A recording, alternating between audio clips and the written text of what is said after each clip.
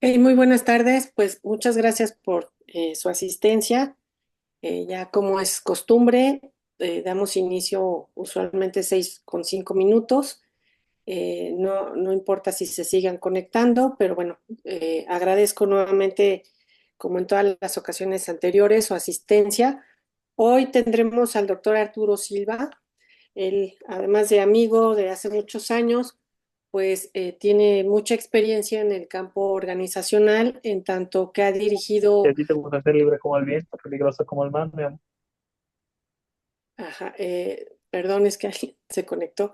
Este, Decía que el doctor Silva pues tiene mucha experiencia coordinando diferentes carreras, entre ellas la de psicología, tanto la presencial como el SUAYEC, que es a distancia, ahí en la Universidad Nacional Autónoma de México, en la FES Iztacala. Como también ha coordinado posgrados, uno de ellos fue la modificación de conducta, ese nombre llevó, más ha tenido la participación en otras universidades, también teniendo la dirección de las mismas. Y bueno, pues ha sido responsable de múltiples proyectos, eh, tanto personales, pero voy a hacer referencia a los financiados por diferentes programas, ¿no? Que en UNAM llevan por nombre PAPIT, PAPIME, también por CONACYT y otros proyectos financiados de otros espacios que realmente no me sé los nombres, pero que sí tengo conocimiento de esos financiamientos, y de ahí que pues mucho de su trabajo lo ha vertido en distintos libros de psicología por diferentes editoriales reconocidas.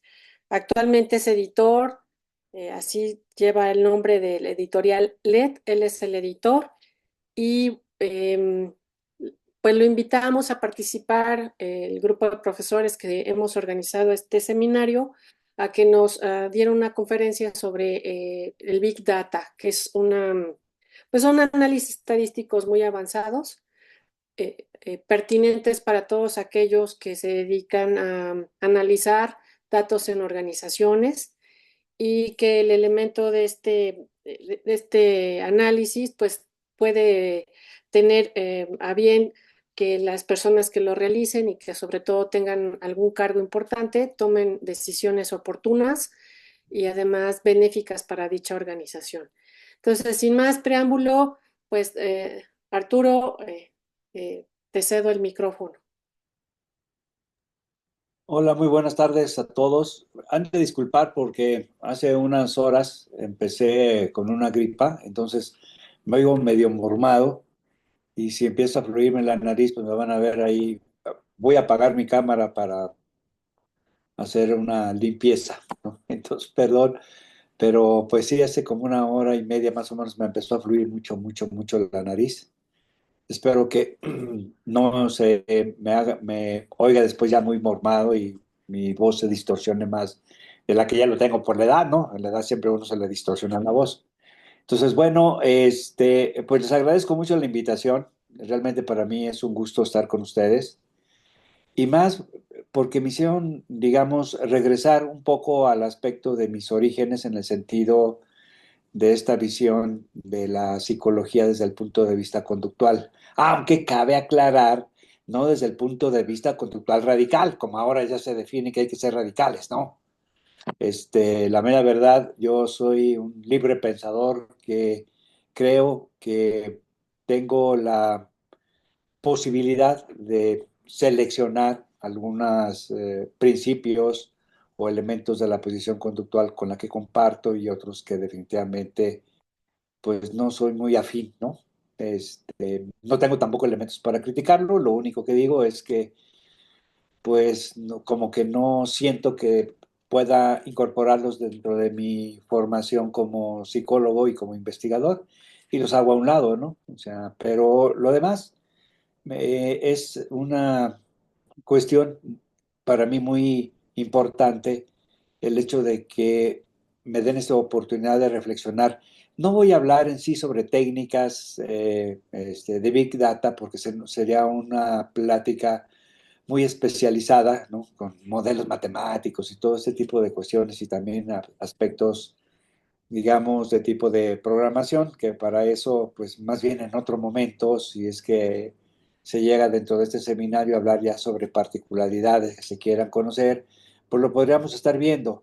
Más bien voy a hablar sobre una mirada general de la importancia que está adquiriendo en la sociedad el análisis de un gran cúmulo de datos comportamentales y la mirada con la que ahora se está visualizando esta nueva área dentro de la psicología y la manera en que necesitamos responder tanto las instituciones educativas como los responsables de formar recursos humanos. En este caso estamos hablando, uno pues ya como profesor académico con cierta trayectoria, pues obviamente está asesorando tesis o trabajando sobre este tipo de cuestiones. De hecho, este seminario se llama Seminario de Titulación. Entonces, como que debemos de reflexionar sobre este nuevo escenario que se está presentando en el mundo para que demos una sacudida, se los digo sinceramente, una sacudida de la psicología.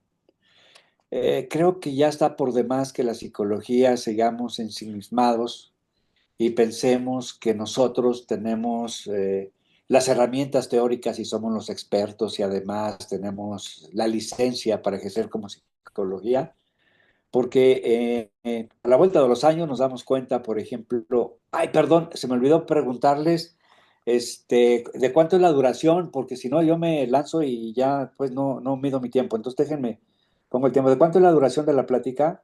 Reloj, reloj. De 1 hora y ya después hacemos comentarios y preguntas. Ok, bueno, ya puse ya aquí lo tengo. Celular en el cronómetro. Entonces les comentaba yo que en ese sentido se está abriendo un espacio riquísimo, importantísimo, en relación al ámbito de la psicología, en donde sí podemos ya tener un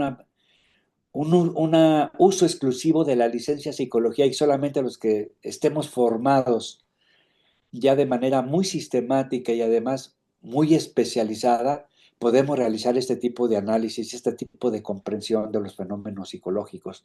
Y dejamos a un lado, o sea, sin necesidad de descalificarlos o de estarnos peleando o bien, en cierta manera, estarnos disputando los espacios a todos esos magos que se han metido al área de la psicología y que porque, no sé si en toda Latinoamérica pasa así, pero cuando menos aquí en México, pues sí es cierto que nos dan una licencia, pero esa licencia, digamos, de psicólogo, no es un uso exclusivo de los que nos formamos académicamente y que tenemos un título de psicólogos, sino que la etiqueta o la marca psicólogo la pueden utilizar indiscriminadamente cualquier persona y no hay ninguna consecuencia, ¿no? Ya ven ahora, por ejemplo, con lo que sucedió este caso creo que es de Puebla o de Tlaxcala o algo así, con esta Cote o algo así, se apellida esta persona, que estuvo gestionada como psiquiatra y ahora sí ya está, le están fincando responsabilidades.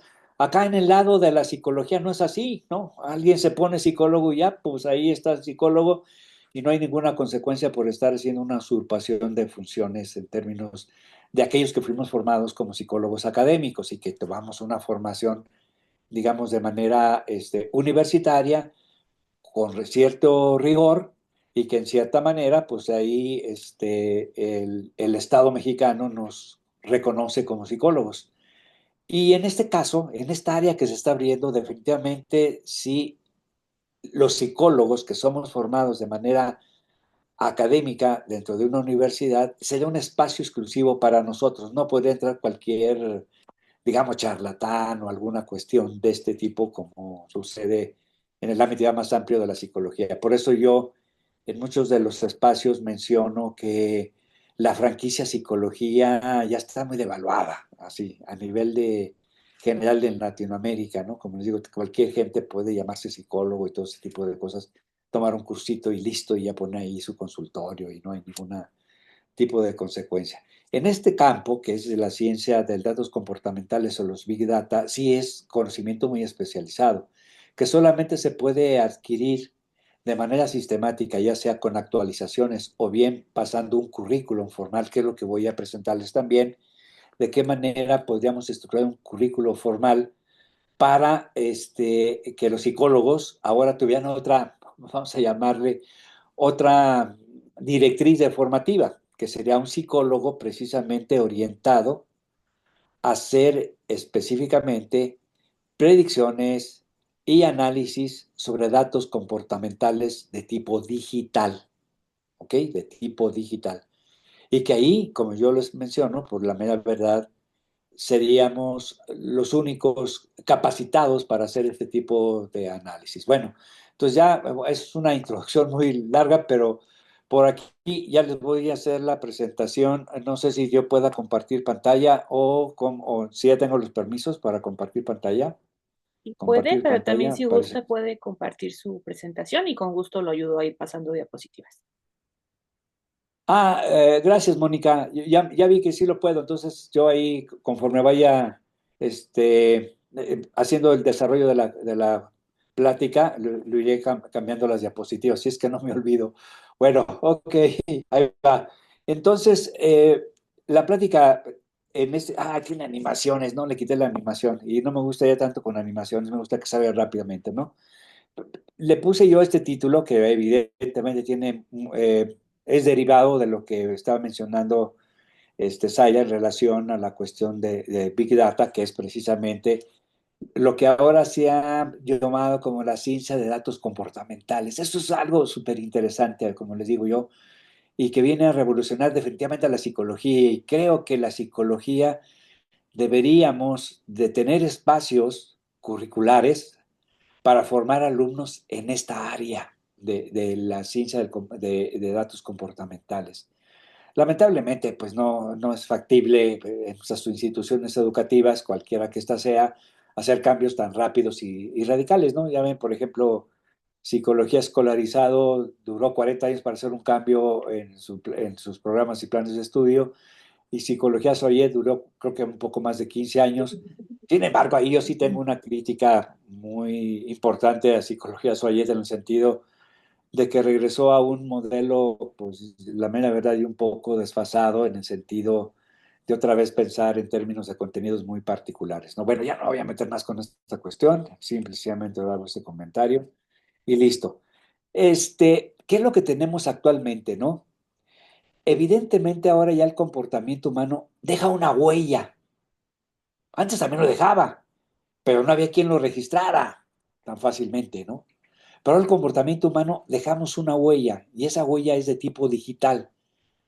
Con toda nuestra vida digital que tenemos, ahí dejamos una huella muy importantísima que en los últimos años, estoy hablando ya de los últimos 10 años más o menos, o sea, para mí 10 años son pequeños, ¿no? Para ustedes los jóvenes, pues decir 10 años es mucho, ¿no? Pero ya, la verdad, si yo me pongo a pensar en términos de años, 10 años para mí es ya también un suspiro, ¿no? Imagínense qué tanto hace que estaba yo por el Soyet, hace ya 14 años que estuve hace 14 años que pasé la última vez que estuve en el Soyet, ¿no? No, 14 años, no, perdón, 11 años, ¿no? Imagínense, pues eso es un suspiro, la mera verdad.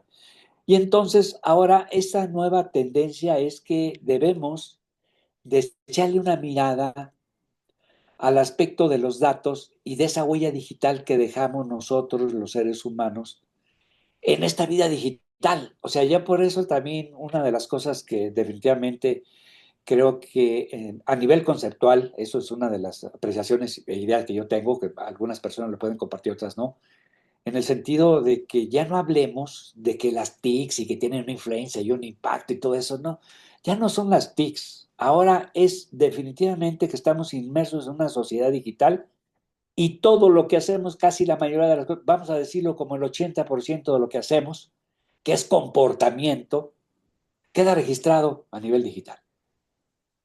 Más o menos el 80% queda registrado a nivel digital. Y ahorita me remonto en este aspecto a los orígenes de mi formación como psicólogo.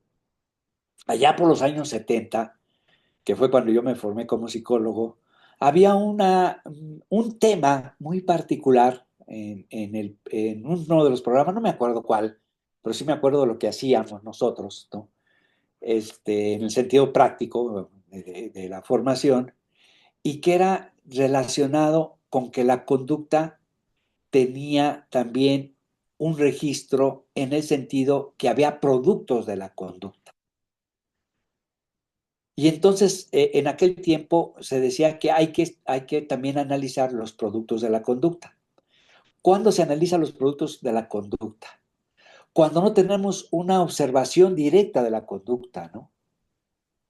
Sino que nos ponemos en contacto con esa conducta a través de una observación indirecta por el producto que deja el comportamiento humano. En aquel tiempo, pues estoy hablando de los 70, era un concepto muy volátil, ¿no? Demasiado volátil, ¿no? Definitivamente no había muchas posibilidades de que tuviéramos evidencia de la conducta y generalmente, además también por la orientación, digamos, conductual tan radical, lo único que se decía no es que vamos a ver los productos, vamos a ver quién hace la conducta, cómo hace la conducta, para dónde se mueve, qué es lo que... Y era una casi observación de tipo directa. De hecho, pues uno recuerda, bueno, no ustedes porque son jóvenes, pero si uno hace una recopilación, lo que hacía era, lo más que podríamos tener era el registro acumulativo, pero teníamos que estar poniendo ahí la rata que dejaba un producto que era su registro acumulativo y lo analizábamos. Pero ya el comportamiento humano en sociedad, generalmente no había ningún producto. O sea, no teníamos elementos para tomar producto. Solamente el reporte que se hacía en una entrevista de una persona. Oye, pues, ¿qué te pasó? No, pues mira esto, y el reporte. Y de hecho, todavía en los libros de evaluación conductual se habla mucho del autorreporte, ¿no? Y el autorregistro, ¿no? Ponte ahí, ponle una crucecita si hiciste esto, no lo hiciste, todo ese tipo de cosas, ¿no? Todavía existe mucho ese tipo de elementos de ponernos en contacto de la conducta cuando no estamos presentes, que está ocurriendo la conducta, ¿no? Sin embargo, en aquella época, y siguió después, y creo que fue, se los digo sinceramente, la debacle, o bueno, no, un poco, no la debacle, porque no creo que ya haya terminado, sino más bien la despersonalización de la psicología en el sentido de que teníamos que estar observando todo y no podíamos hacer ninguna inferencia de lo que estaba sucediendo con la conducta. Yo me acuerdo que en alguna de las prácticas, hablando ya en términos históricos, nos enseñaron a decir que no la rata tiene hambre, sino que está privada, ¿no? Porque no sabíamos si tenía hambre o no tenía hambre. Lo que sabemos es que estaba privada, es decir, que no le habíamos dado comida. Bueno, estaba bien, pues, en esa descripción.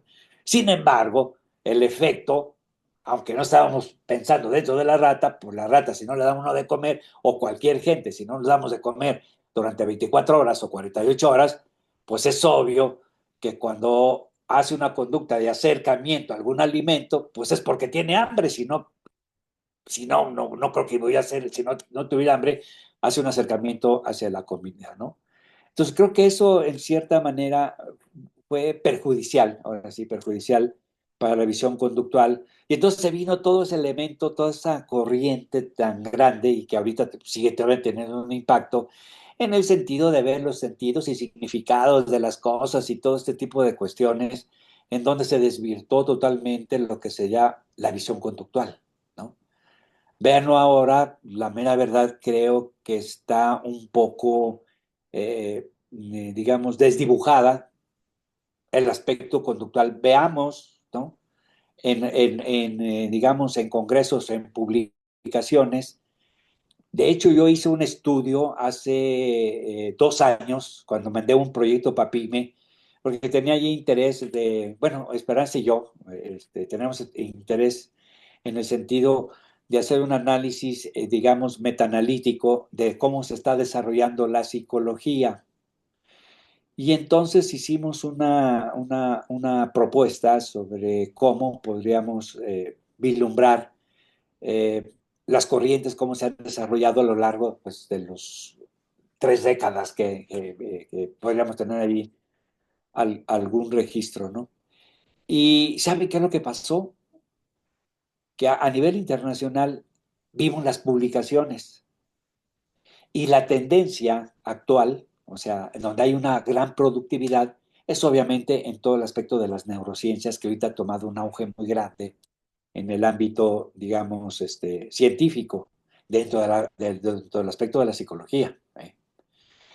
Y el aspecto conductual estaba ya casi en el piso. Y el aspecto conductual a nivel de experimental, ese ya casi ni se notaba en la grafiquita que hicimos. Y después que encontramos también como referencia en otra publicación a nivel internacional. Y había dos orientaciones muy claras que estaban, digamos, con poca ya presencia a nivel científico. Uno era el aspecto conductual de tipo experimental y el otro era el psicoanálisis. Y dije, ah, mira nada más lo que me vine a encontrar. ¿Sí? En el ámbito de la psicología había dos grandes orientaciones que estaban casi desaparecidas, pues no se veían. En términos de productividad científica, de formación, bueno, a lo mejor sí, y hay muchos que hacen la práctica psicoanalítica y están en su consultorio. Me estoy refiriendo básicamente a a la producción, a la productividad científica. Estaban prácticamente desaparecidas ya. Y esto, yo digo que viene a colación. Ya ven, después de la introducción, por eso les decía que cuánto tiempo tengo. Lo traigo a colación precisamente porque creo que esta mirada hizo un poco que dejáramos de ver el aspecto conductual y en cierta manera se empezó a desvirtuar en relación a cómo estaba en los años 70, ¿no? Y creo que con esta opción que ahora tenemos de analizar el producto que deja la conducta y que dejamos nosotros, ¿sí? Es decir, nuestra huella digital, tengo la certeza, pienso que ya no me va a tocar a mí verlo, pero tengo la certeza que va a tener otro auge y un impulso grandísimo la mirada conductual, ¿no? Ojalá me toque verla, ¿no? Ojalá me toque verla, pero creo que va a tener otra vez un impulso muy grande toda esta mirada conductual y del comportamiento. Porque ahora no vamos a ser los inflexibles en el sentido de que tengamos ahora para ver, creer. No, no es necesario ver para creer. Es necesario analizar el producto que dejamos nuestro comportamiento, el producto que deja nuestro comportamiento. Y si somos lo suficientemente hábiles para hacer, ahora sí, un análisis claro de lo que deja nuestro comportamiento, la huella que deja nuestro comportamiento en este mundo digital, sería un nuevo auge y un nuevo, digamos, espacio de desarrollo y de oportunidad muy grande para esta mirada conductual. ¿Sí? Entonces, esto es, digamos, como el contexto en donde nos vamos a desenvolver. Ahora, ¿qué es lo que se necesita para incorporar, ¿sí?, a la psicología dentro de este gran campo de comportamiento digital? ¿Sí? Porque ahorita, la mera verdad, los psicólogos estamos alejados de toda esta área del comportamiento,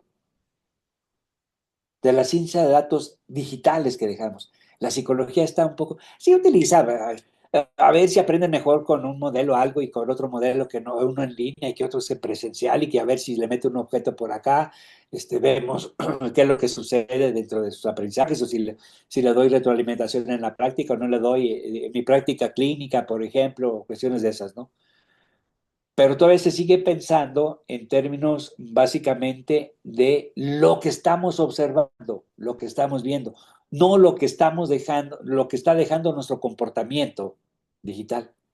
Entonces hay que echarle una mirada hacia allá, hacia eso precisamente que estamos dejando, que nuestro comportamiento está dejando como producto, ¿sí? A nivel digital. Bueno, ¿qué es lo que tendríamos? Pues obviamente aquí necesitamos cambiar la mera verdad del paradigma y ser disruptivos para la formación de nuestros alumnos.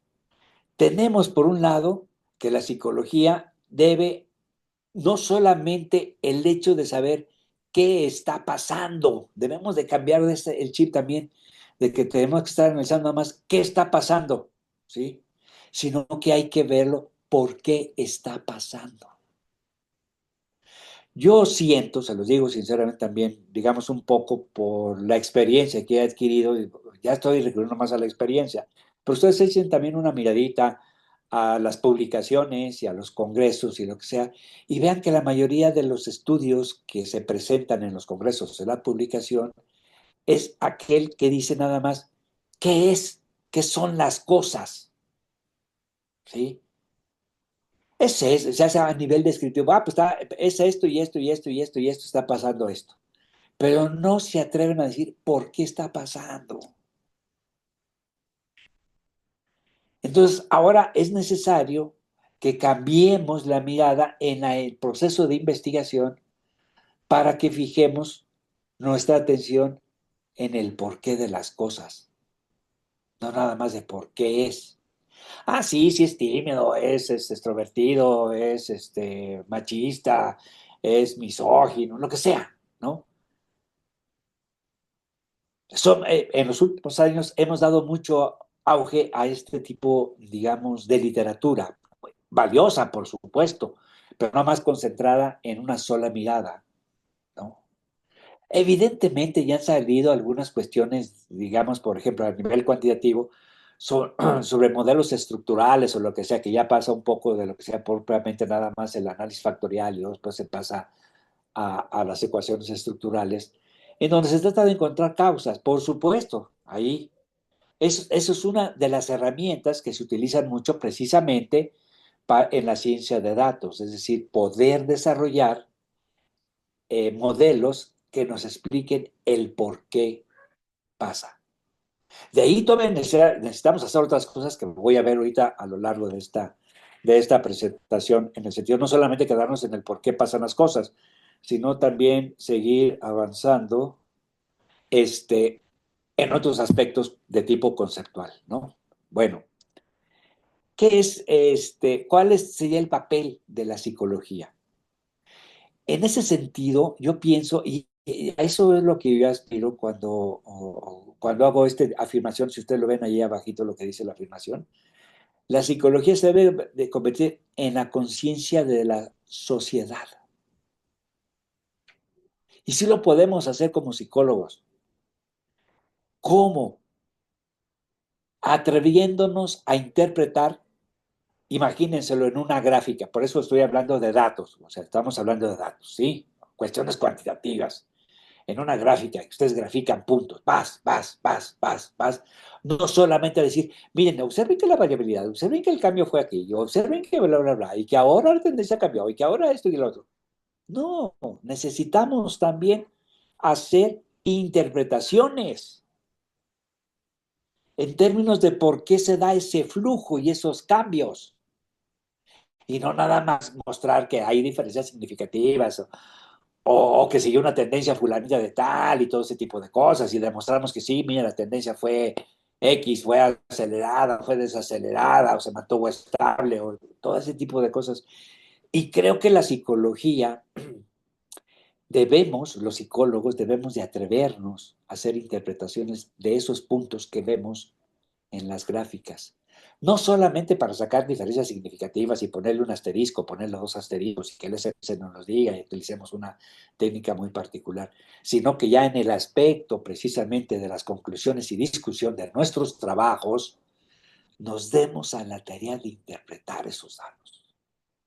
Ya no a la luz netamente de tipo nada más cuantitativo, sino en términos de lo que nosotros, o sea, atrevernos a decir lo que nosotros suponemos por qué se dio ese cambio. Por eso me refiero, el por qué. No nada más qué, sino por qué se dio ese cambio. Hacia dónde se movió y por qué se debió. Y ahí tenemos que recurrir, pues evidentemente, a conceptos del ser humano autónomo, a la motivación, a las experiencias, a las emociones, a las intenciones. Y creo, otra vez vuelvo un poco al origen de mi formación en el sentido conductual, en donde nos enseñaron que deberíamos de desligar todos esos conceptos abstractos que en cierta manera eran construcciones hipotéticas y que no servían nada a la psicología. Oh, cómo me acuerdo de esas clases que yo recibía con los profes de aquel tiempo, ¿no? Ahora con el paso del tiempo, ahora sí, en términos ya de mi ejercicio profesional como psicólogo y también como investigador, veo que en lugar de, digamos, de ayudarnos y hacernos más presentes en la sociedad, nos alejaron y nos hicieron que consideramos un lenguaje único entre nosotros los profesionales, los conductistas, ¿no? Que nos alejó un poco, digamos, de un lenguaje común que pudiéramos tener con la sociedad. Y ahora se presenta esta oportunidad y nosotros somos los que podemos dar esas interpretaciones. ¿Qué auge podría tener precisamente el hecho de que nosotros hagamos esas interpretaciones? Muy grande, y nos convertiríamos precisamente, como lo digo aquí, en la conciencia, en cierta manera, de la sociedad o los parámetros. De hecho, lo tenemos muy claro, por ejemplo, en el ámbito, ahorita voy a poner un ejemplo que es muy evidente, en el ámbito del derecho, porque también allí yo he navegado un poco en el derecho, ¿no? Los abogados o los jueces nos dicen, a ver, vamos a hablarle al perito para que nos diga si considera que esto que hizo el sujeto, bla, bla, bla, lo hizo en plena conciencia y lo hizo, bla, bla, bla, con autonomía o no lo hizo, estaba interferido, bla, bla, bla, bla. Esos espacios en la sociedad que no se han abierto, otras profesiones, por eso hablo yo de una relación interdisciplinaria. Debemos de retomarlo. ¿Para qué? Para que nosotros también nos atrevamos a interpretar estas cosas. Yo sé que desde el punto de vista conductual dice que no hagas atribuciones, no pienses, no, o sea, somos como personas reactivas nada más al medio ambiente. Yo digo que sí es cierto, respondemos al medio ambiente, pero también sabemos seleccionar. Por nuestra historia conductual, pues sí, por nuestra historia conductual, pero todo eso se construye. Y esa no se construye de manera independiente de nuestro ser. Nosotros la construimos, no quiere decir que nos la impongan, pues nosotros la construimos. Una lectura que yo doy, por ejemplo, no sé a mí que me gusta en las matemáticas o me gusta la programación, obviamente me la impusieron porque sí, en el mundo existe programación, existe matemáticas o lo que sea. Por supuesto existe, era, pues yo estuviera pensándolo. Pero el hecho de que me haya inclinado para allá, creo que fue también un poco el interés y la motivación o la intención de que porque fue algo que me llenaba a mí las cosas y me podía poner en un diálogo con otros muy diferente a lo que podría ser un médico o lo que podría ser, digamos, un filósofo, lo que sea. Pues me llamó la atención y por ahí me incliné. Entonces, obviamente, nosotros construimos también eso, evidentemente a partir de lo que uno tiene en su entorno inmediato social, ¿no? Es en ese sentido. Entonces, por eso yo pienso que no debemos, en lo particular como psicólogos, rechazar o negar el hecho de hacer esas interpretaciones en función de algunos principios del hombre autónomo, ¿sí?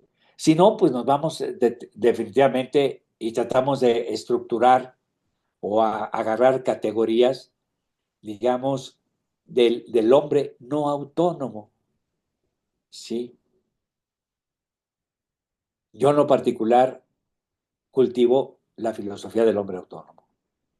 Sí, evidentemente, yo llego en un contexto, vuelvo a repetirlo, en una situación, tengo determinadas condiciones medioambientales, sociales, personales o lo que sea.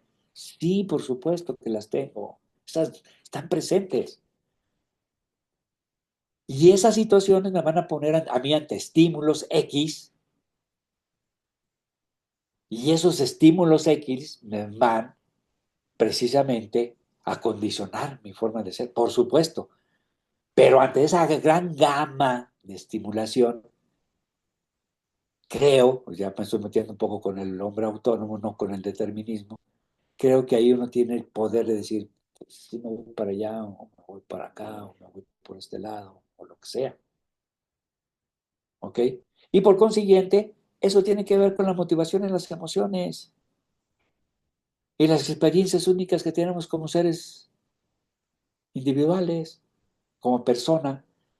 Entonces ahora precisamente, imagínense, por ejemplo, imagínense una gran nube de datos, ahora vamos a meternos a la cuestión del Big Data, una gran nube de datos, y que uno pueda sacar tendencia en función de esa nube de datos y hacer una interpretación. Es que ahora la sociedad tiene este interés, bla, bla, bla, bla, por esto y por esto y por esto y por esto y por esto y por esto y por esto. Y lo demuestra uno con datos. Mírenlo, aquí está. Fíjense, por ejemplo, ahora sí, utilizando un lenguaje muy coloquial, miren que aquí hay ritiartos y aquí hay ripoquitos, ¿no? Mínimo, así, utilizando un lenguaje coloquial. Entonces, ¿a qué se debe? ¿Por qué esa situación?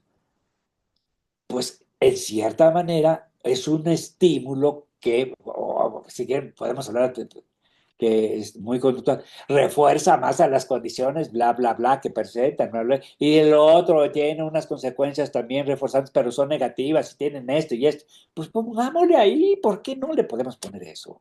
Y hacer esas interpretaciones. Y no nada más estar demostrando el que, ok, bueno,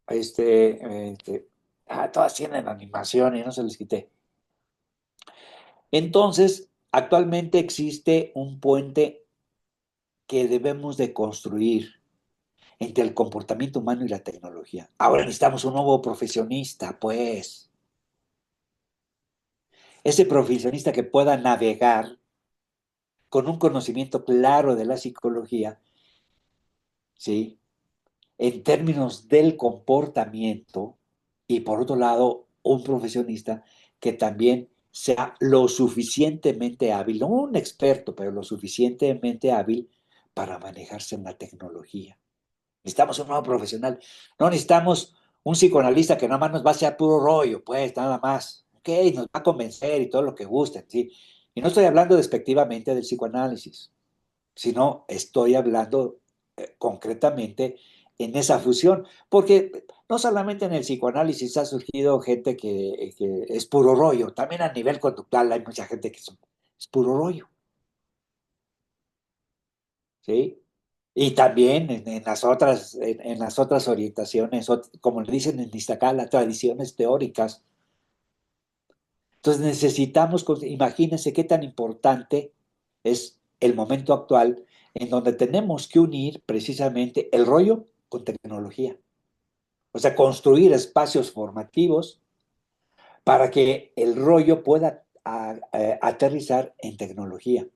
Y la tecnología nos haga contacto con ese conocimiento y comportamiento digital y con esa huella que estamos dejando en este mundo digital.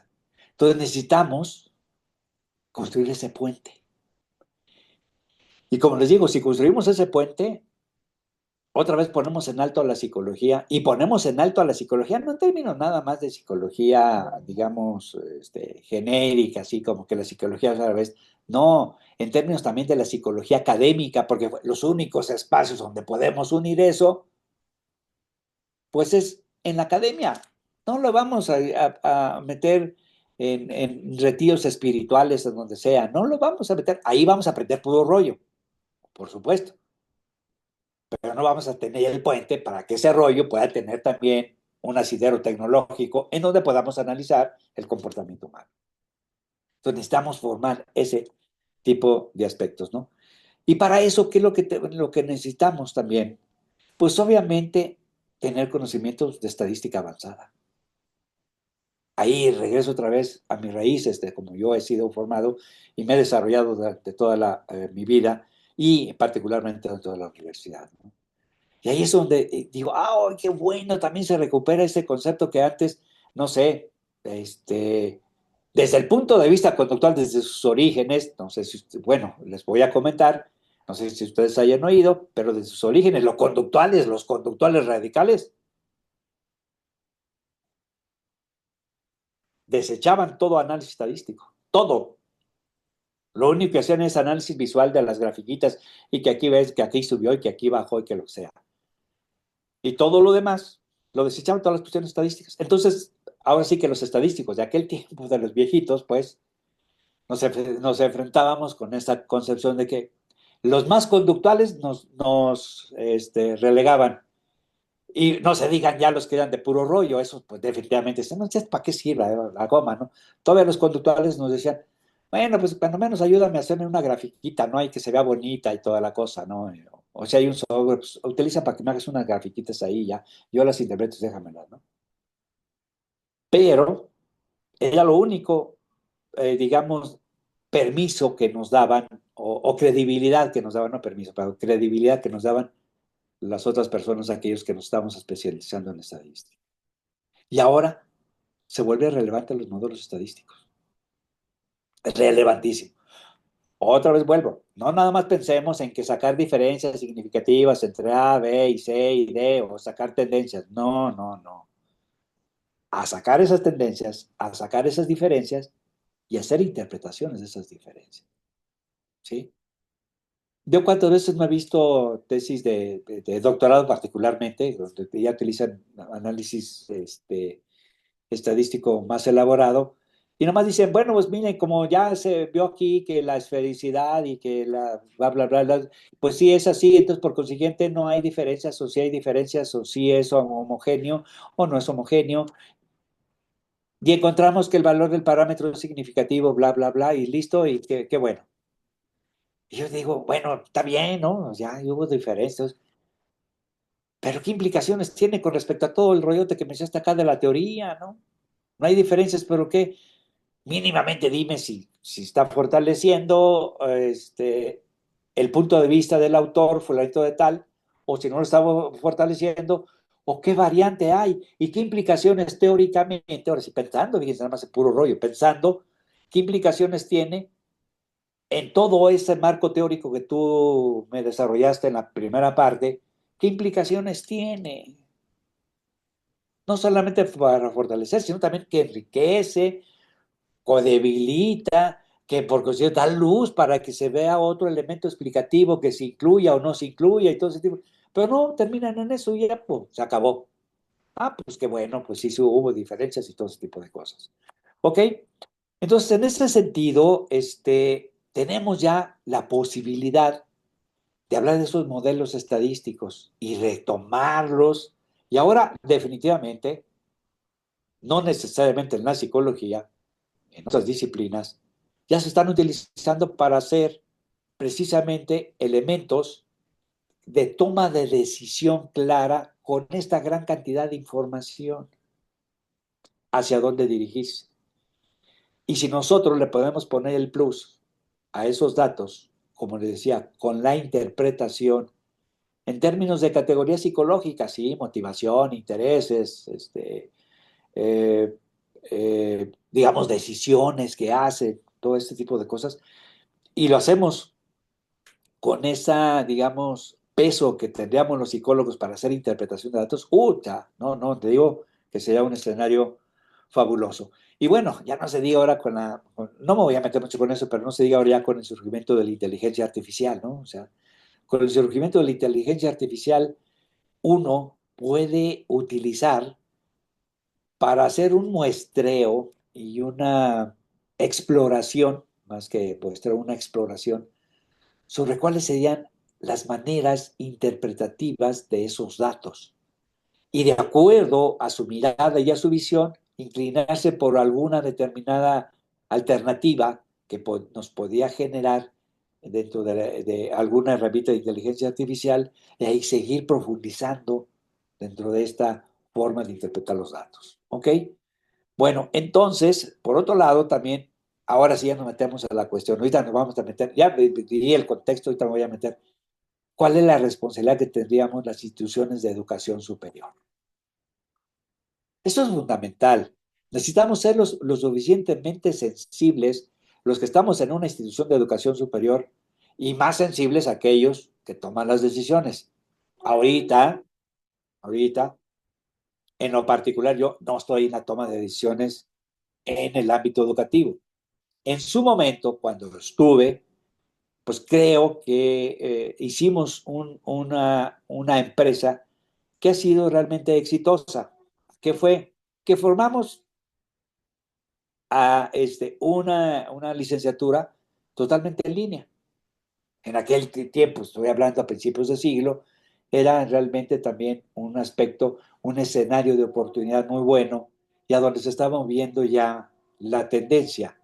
Entonces, bueno, ahora hay una otra tendencia. Ya eso está estable, ya se ha creado, creo yo, que cuando menos a nivel ya más general, hay un reconocimiento explícito de las bondades y de las limitaciones, por supuesto, de la educación en línea o de la educación a distancia. Bueno, más bien en línea, ¿no? La de a distancia estaba desde mediados del siglo pasado, todo ese tipo de cosas, ¿no? Pero más bien en línea, ¿no?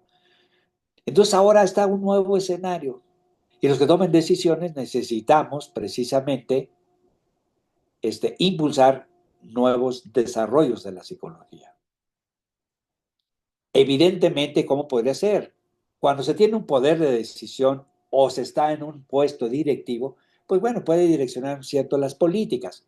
Cuando no, cuando estamos en el área, digamos, ahora sí que en terreno, como profesores en el terreno, pues impulsar para ver si alguna idea prenden alguno de esos directivos y da alguna luz verde o facilidades para incorporarla. Si no, de todos modos no hay ningún problema. O sea, que si algún directivo no es lo suficientemente sensible para vislumbrar este nuevo escenario, pues uno puede seguir trabajando de manera individual.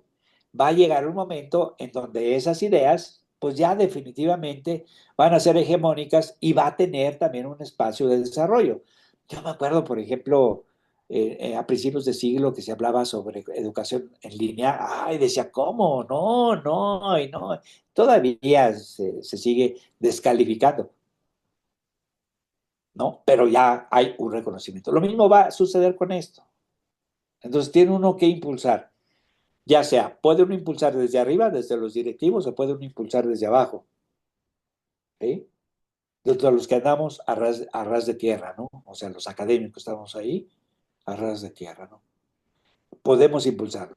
Y necesitamos que una formación, por supuesto, necesitamos mínimo, mínimo, y que eso yo sí lo he intentado, en el programa en la que yo soy responsable, en mi materia en donde yo soy responsable, apagándome a los principios generales de libre cátedra y encuadrado dentro de los contenidos que ahí por ejemplo, que podamos decir lo que tenga que ver regresión, o que se tengan que ver medidas de tener central, bueno, pues entonces los contextualizo dentro de este ámbito de desarrollo que sería el Big Data, es decir, en donde tenemos una gran cantidad de información, dado que tenemos registros del comportamiento, fíjese, del comportamiento digital de las personas. Pues entonces por ahí lo vamos a ver. En lugar de estar hablando, imagínese que tenemos un grupo, no sé, X, que son estudiantes de no sé qué, y que acá hay estudiantes que no son estudiantes de eso, bla, bla, bla, y sacamos. No, no, vamos a contextualizarlo en esa práctica individual que a nosotros nos toca, en esa responsabilidad que tenemos como profesores, digamos, de ejercicio individual, que todavía no hay una directriz grande, ni tampoco un plan de estudios que estructure más o menos una formación. No, pero sembrar una semillita por ahí, mínimo. Pero sí estar, digamos, actualizándose en ese aspecto. Déjeme ver cuánto llevamos. Órale. Bueno, en ese sentido, pues, necesitamos, ojalá, haya sensibilidad y varios académicos nos unamos sobre esta idea y entre mayor número de académicos nos unamos en esta idea, podemos hacer sensibles o en el poder de edición, no sé, cambios de mínimamente el programa, por ejemplo, que va a haber una actualización del programa, ¿no? Pues vamos a actualizarlo y vamos a meterle ese tipo de cuestiones aquí, mía y mía. Y si somos uno, dos, tres o cuatro profesores, adelante, estamos contribuyendo precisamente en impulsar este tipo de aspectos. No estemos aspirando a que vamos a derrocar o se va a derrocar, porque así lo van a ver las personas que están actualmente en un plan de estudios y que están trabajando. Ellos que ahora nos quieren derrocar, nos quieren meter a aquellos. No, no, no, ni meterse en ese tipo de trifulcas, ¿no? Simple y sencillamente estar tejiendo fino dentro del ámbito uno de responsabilidad que tiene, ¿no? En ese sentido, ¿qué es lo que necesitamos? Pues meternos ya ahora sí y dejarlo, por ejemplo, en la cuestión de si estamos trabajando para introducir el concepto de ciencia de datos comportamentales, meternos a ver análisis estadísticos avanzados. Ya no nada más conformarnos con que nos calculen la media y la varianza y la desviación estándar y nos saquen la prueba T de Student, o nos saquen la G cuadrada, o cosas así. No, no, no, va, dejemos a un lado todo esto y porque todas las técnicas avanzadas retoman la T de Student, retoman la G cuadrada, retoman todo ese tipo de cosas. Entonces, vámonos a lo grande y de ahí vamos a enseñar las particularidades de cada una de las pruebitas esas que vemos ahí en ese sentido, ¿no? Entonces hagamos un esfuerzo precisamente para eso. Y por otro lado, también, trabajar directamente ya en el uso de software. No que vayan a hacer otra vez. Yo sé que algunos, bueno, cuando menos, tanto del área a la que yo pertenecí durante más de 30 años, no, pues casi 35 años. Sí, yo creo que más o menos 35 años, que fue el área de métodos cuantitativos. Bueno, ya desapareció. Y después yo estuve en el área de procesos estadísticos y bla, bla, bla. Necesitamos ahora meternos también y dejar la enseñanza tradicional de los ejercicios, del ejercicio A y del ejercicio B y de que bla, bla, bla, y todo ese tipo de cosas, y meternos un poco a la programación. No de manera, digamos, especializada, no, por supuesto que no, no, pero sí que sepamos utilizar softwares de programación para dar alguna instrucción y construir bueno, a ver, ya ni siquiera construir el código, pedirle a la inteligencia artificial, oye, dame en Python, yo quiero hacer este ejercicio, ¿cómo lo puedo hacer? Pues dame el código, ¿ok? Que lo sepamos leer y que después lo podamos ejecutar para hacer modificaciones. Ya no es necesario ni siquiera saber tantas instrucciones. Yo me acuerdo cuando allá a mediados de los 80 que hice el libro de métodos cuantitativos, en donde le puse todos los programas de computación, me tuve que chutar y enseñarme a programar en BASIC, así, línea por línea, línea. Ahora no, ahora si uno sabe dar la instrucción a la inteligencia, genérame el código Python de esta, bla, bla, bla, lo puede generar uno y que tenga uno la habilidad para probarlo. Y evidentemente tener conocimientos genéricos, pues, bueno, aquí yo creo que le puedo mover este parámetro a ver qué pasa y entonces probarlo, pero no necesariamente estar claro todas las instrucciones, pues a eso me refiero, ¿no? Y por otro lado también, pues a meterse a metodologías de investigación ya muy diferentes. Ahora tenemos un gran cúmulo de información. Imagínense, son miles y miles de datos. Podemos llevarlo hasta millones. Ahora ya no es una muestra que, bueno, tomamos una muestra de 10 o 20 a veces hay estudios que tienen muestras grandes, ¿no? De 2,000 alumnos. Pues no, ahora vamos a tener millones de datos. Y entonces necesitamos enseñar técnicas para que se sepa leer esa nube de datos. Imagínense con 1 millón de datos o pónganle nada más a 10,000 datos. Pues sale una nube de datos grandísima, que hay que saber precisamente decir, este es un segmento de aquí, esta es una rama de acá, esta es otra rama de acá. Saber leer esa nube de datos. Porque evidentemente la gran variabilidad se da cuando hay muchos sujetos. No va a haber una línea con todos los sujetos, vamos a estar ahí como si fuéramos un estándar, ¿no? Alrededor de toda una recta. No, mango, no vamos a estar todo este gran número de datos no va a estar alrededor de una recta. Por supuesto que no. Si tenemos 20 o 30 sujetos, nunca están alrededor. Construyan, por ejemplo, una regresión simple y pongan la nube de datos y pongan y no van a estar todos alrededor, por supuesto, ¿no? ¿Qué pueden sacar? Un índice de determinación de 0,6, 0,7, 0,8, pues van a ver una gran variabilidad.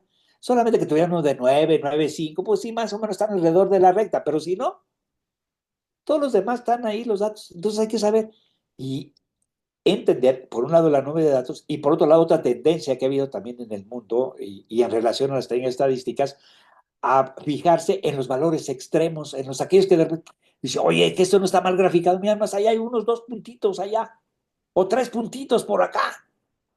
Son los extremos, y pues todos están alrededor. Pues vamos a estudiar a esos extremos. También hay una tendencia actualmente en el estudio de los casos extremos, porque esos hacen la diferencia.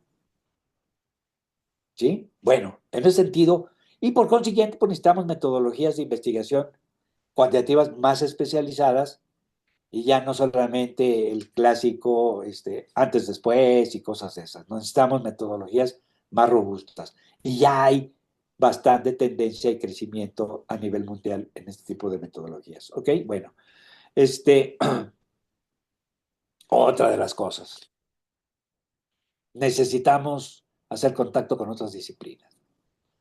Ya no tenemos que decir, no, pues los psicólogos aprendemos psicología y somos psicólogos, ¿no? Tenemos que hacer contacto con otras disciplinas y establecer precisamente ese, digamos, diálogo que nos permita comunicarnos entre muchas disciplinas. ¿Qué ha pasado?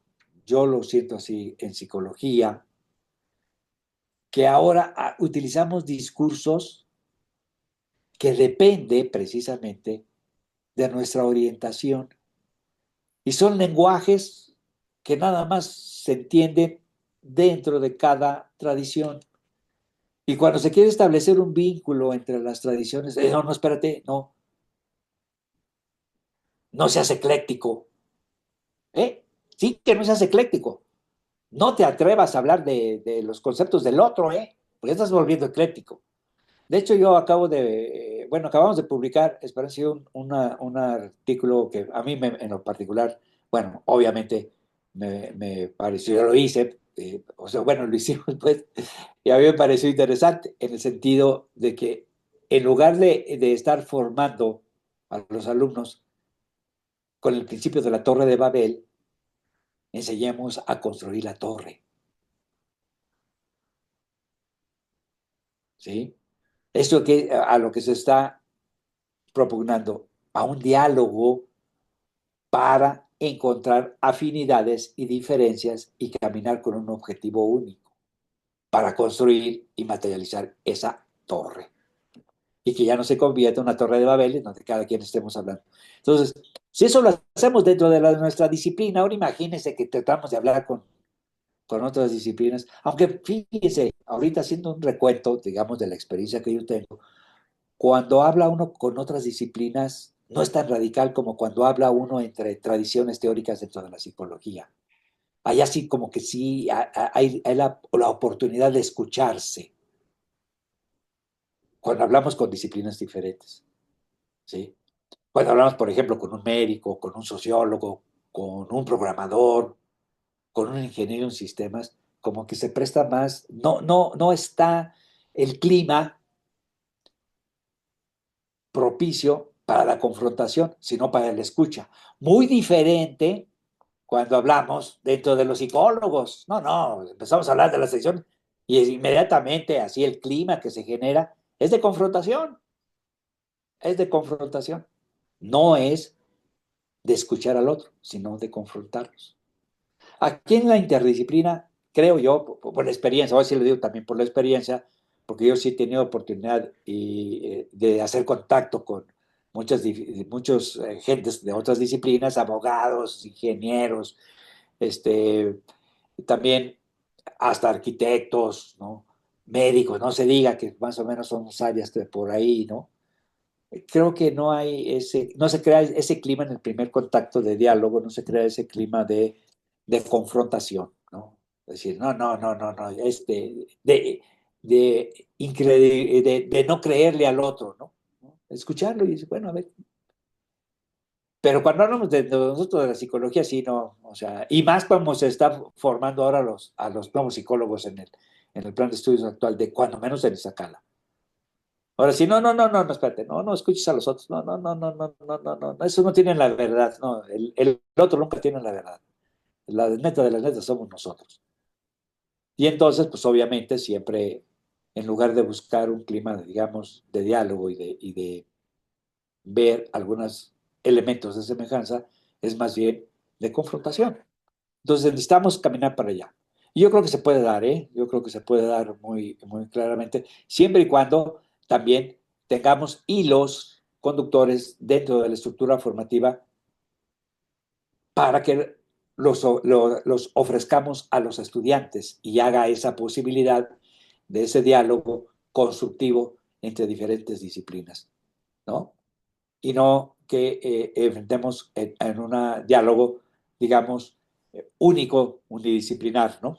¿Ok? Bueno, por ahí también tenemos que hacer ese tipo de cuestiones. Y por otro lado, pues en la competencia tecnológica, evidentemente, yo cada vez estoy más convencido que necesitamos tener, por un lado, conocimiento claro para poder leer código de programación, leerlo, no necesariamente ser un experto en la generación del código, pero sí leerlo, leer los principios. Por ejemplo, si, ¿por qué pusieron punto y coma en lugar de coma? Sí, pues, ay, ¿a poco hay? Sí, sí hay diferencia. Por ejemplo, vamos a decirlo, cuando uno se mete al ámbito de sintaxis del SPSS, el punto termina la instrucción, termina la instrucción. Las comillas señalan que, por ejemplo, ahí es una etiqueta, que eso no tiene valor numérico, es una etiqueta. Entonces, conocer ese tipo de lenguaje para cuando uno se enfrente a la lectura, sepa hacer algunas modificaciones y variaciones paramétricas en ese código. No necesariamente llegar desde el principio, estar construyendo todo el código. No, saberlo leer el código. Saber leer el código. ¿No? ¿En dónde termina una instrucción? ¿En dónde comienza la otra? ¿Cuál es un parámetro de una variable? ¿Cómo se está manejando? ¿Y qué dimensión está teniendo ese parámetro de la variable? Es necesario, porque ya todo lo digital, pues obviamente, como su nombre lo dice, está en algún lenguaje digital. Y ahorita el lenguaje digital, que es el que está teniendo una hegemonía, pues es Python. A lo mejor llega a otro lenguaje que entonces todos empiezan a programar en otro lenguaje o alguna cuestión, como sucede, por ejemplo, sucedió otra vez en mi formación, haciendo una analogía, cuando yo estudié mi especialidad en matemáticas aplicadas, estoy hablando de los años 70, en aquel tiempo el lenguaje, digamos, hegemónico o líder era el Fortran.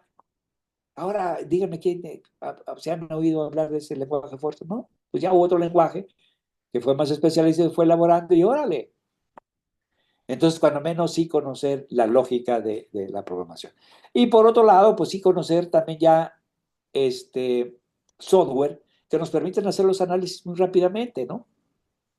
Pues ya todos creo que la experiencia que tenemos, pues sabemos manejar un SPSS, que es más o menos un estándar que se está desarrollando dentro de lo que sería la formación con los alumnos y en lo particular como investigador, ¿no? Yo todavía me acuerdo, también en el sentido de las experiencias educativas, ¿no? Cuando salió el SPSS, muchos de los investigadores, así textualmente, hasta a mí me lo dijeron, oye, pues ya no tiene mucho sentido que esté en la área de métodos cuantitativos, ¿no? Ya van a desaparecer ustedes, pues ya el SPSS hace todos los análisis. Y yo me acuerdo cuando me hicieron esa primera afirmación, le dije, sí, sí, el SPSS hace todos los análisis, pero no vamos a desaparecer como área. Si nos quieren desaparecer, bueno, pues nos dan un plumazo y ya nos cambian el plan de estudio de la como nos mandan, ¿no? Ya, eso sí. Pero como tal, no. En su esencia, no. Porque dime, tú haces un análisis y sigue las instrucciones, bla, bla, bla, bla. ¿Sabes interpretar las salidas? ¿Sabes qué te está diciendo la salida? Todo el numerío que sale ahí. ¿En qué te debes de fijar? ¿Cuáles son los elementos más importantes? ¿Qué te están diciendo esos datos? No lo sabes, ¿no? Entonces, nuestra área de oportunidad ahora con el software es precisamente enseñar a hacer lecturas de las salidas y hacer interpretaciones de las salidas. Ya lo que sí te doy tu crédito es que ya no vamos a estar en el salón de clases si es que nos ponen un área de cómputo que nunca ha sucedido. Yo impulsé en su momento que hubiera un laboratorio para nuestra área de estadística. Nunca hubo eco ni mucho menos, ¿no? Porque, pues, pero evidentemente lo que va a desaparecer, dije yo, es que estemos en el salón de clases sentaditos y que pongamos ahí los números y que los alumnos empiecen a calcular el ejercicio ahí. Eso sí va a desaparecer, porque ya no es necesario que lo calcule, ya es necesario que lo interprete y que lo sepa pedir cuando la investigación lo requiere. Eso es lo que vamos a enseñar nosotros y no vamos a desaparecer. Dicho y hecho, no hemos desaparecido. Algunos todavía siguen con la práctica que yo les estoy comentando, ¿no? De eso de hacer ejercicio ahí en clase y que va a ser un ejercicio uno y luego un ejercicio dos. Bueno, ok, cada quien, ¿no? pero que ya ha habido una tendencia precisamente para hacer esas interpretaciones, bueno, es otra cuestión. Ok, entonces necesitamos establecer competencias tecnológicas. Imagínense, por eso digo, esta competencia tecnológica es tan especializada que no cualquier hijo de vecina va a poner su letrero. Se hacen aquí análisis de Big Data, ¿no? Ahí en un letrero como sucede. Se hacen lectura del café, ¿no? No cualquier hijo de vecina va a poner eso. Ahí, ¿no? Pues conocimiento especializado. Bueno, después, ¿qué implica? Pues sí, como estaba yo ahorita mencionando, ¿no? Implica, por un lado, no vas a tener las posibilidades en una institución, y más a veces cuando no hay sensibilidad, pues para adquirir buenos servidores, ¿no? Para adquirir un equipo de cómputo más allá de tener nuestras laptops y todo ese tipo de cosas, sino espacios en donde precisamente ya hay lugares en Internet en donde ahora con esa tendencia de la ciencia abierta, que es otra de las cosas también que los investigadores más tradicionales reniegan, meterse por ahí y trabajarlo, ya hay bases de datos, uno los puede tomar la base de datos para hacer ejercicios. Yo ya entré a varios sitios en donde están bases de datos grandísimas y ahí están disponibles, uno los agarra, pum, y ya empieza a hacer precisamente, si puede hacer unas simulaciones con sus alumnos para enseñarles análisis de Big Data. Pues agarra, órale, y vamos a trabajarle, y hagan esas gráficas, hagan lo otro, oiga, ¿cómo lo ven? Con la ciencia libre ya hay muchos repositorios de ese tipo, ¿sí? Lo que hace falta, pues, es la infraestructura, por supuesto, el equipo de cómputo. Que haya servidores y que haya, tengamos, conexiones a Internet que sean buenas y que nos permitan descargar cosas y hasta ahí mismo, hasta en esos sitios, puede hacer uno los ejercicios. No es necesario que uno hasta baje los datos, sino simplemente ahí mismo los puede estar haciendo uno los ejercicios en esos sitios. Entonces, implicaría, por supuesto, tener espacios de desarrollo muy importantes de infraestructura en las instituciones, bueno, en este caso hablamos de las instituciones de educación. Ok, pues ya fue la hora, la media verdad, todavía tengo ahí algunos apuntes, déjenle digo a ver qué más. Comentar la investigación, bueno, pero ya se ajustó, ya se vomitó. Aquí también es una tendencia muy importante que yo pienso que también debemos de fijarnos que nos daría mucho auge en la publicación y difusión también, ¿no? Y eh, establecer alianzas, por supuesto, también con el sector empresarial, que sería muy importante, que son los que tienen los datos, son los que tienen una gran parte del comportamiento digital de las personas. ¿Por qué? Vamos a decirlo, por ejemplo, por decir un nombre ahorita, ¿no? Una empresa, Liverpool. Compras. No, porque tiene la base de datos ahí, dice. Por ejemplo, se pueden meter también a los Facebook de las personas, ¿no? Todo ese tipo de cosas, pues ahí necesitamos hacer algunas alianzas. Y pasar a algo también muy importante, ya con esto, ¿no? No me voy a meter a fondo, nomás pasar lo que estaba yo señalando un poco al principio, de dejar nada más la pura descripción de qué es por hacer predicciones. Más allá de lo que en los libros de texto, cuando saca uno los parámetros, dice, hay que hacer una predicción y hacen la predicción y nomás sacan los valores y todo este tipo de cosas de los parámetros y dicen que es un elemento predictivo. No, un elemento predictivo implica tomar rasgos de riesgos en relación, cuáles sean las consecuencias de tomar esta decisión y todo ese tipo de cosas. Bueno, no voy a meternos por allá. Y algo muy importante. Se oye muy de político esto ahorita porque está muy de moda que la cuestión humanista y todo, pero eso es cierto, ¿no? O sea, atrás de ese punto que vayamos a ver en la gráfica, en esa nube de puntos, ¿sí? Hay personas. Y siempre debemos de tener la idea de que esas personas, lo que nosotros podemos hacer como tomadores de decisión es buscar mejorar sus condiciones de vida dentro del contexto en donde ellos se desarrollan, ¿no? Y pues conclusiones, veo en lo particular que es importante que en la formación del psicólogo, ¿sí?, se pueda examinar y analizar el comportamiento humano en la era digital. Ya dejamos, me acuerdo yo mucho, el registro, cuando hacíamos el registro anecdótico allá, que íbamos a las escuelas y hacíamos nuestro papelito y nuestro cuaderno. Me acuerdo en aquel tiempo otra vez con una marca, nuestro cuaderno escribe, ¿no? Chin, chin, chin, chin, ahí estábamos anotando lo que pasaba, ¿no? Del comportamiento humano. Y por otro lado, pues necesitamos redefinir evidentemente el currículum educativo, también ver en donde pusemos que la psicología sea relevante a nivel mundial para interpretar el comportamiento, ¿no? Y no nada más para hacer, digamos, descripciones del comportamiento, sino también hacer una comprensión del comportamiento. Bueno, con eso termino. Les agradezco mucho su atención. Los otros puntos ya fueron muy rápidos, también hay algunos elementos. Nomás quiero comentarle que todos estos puntos que estoy aquí revisando están desarrollados en un artículo que hicimos Esperanza y yo en el libro que va a salir próximamente ya, que por cierto ya ahorita ya está maquetado, que próximamente va a salir en términos del libro que está coordinando Zaira, que es en relación a psicología organizacional.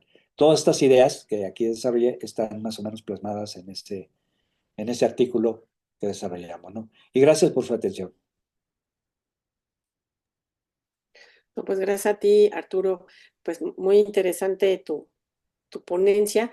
Vamos a abrir ahora sí que el espacio para preguntas, comentarios, si gustan hacerlos abriendo su micrófono o por medio del chat, escribir su pregunta, yo la leería o el comentario. Entonces, ahora sí que adelante.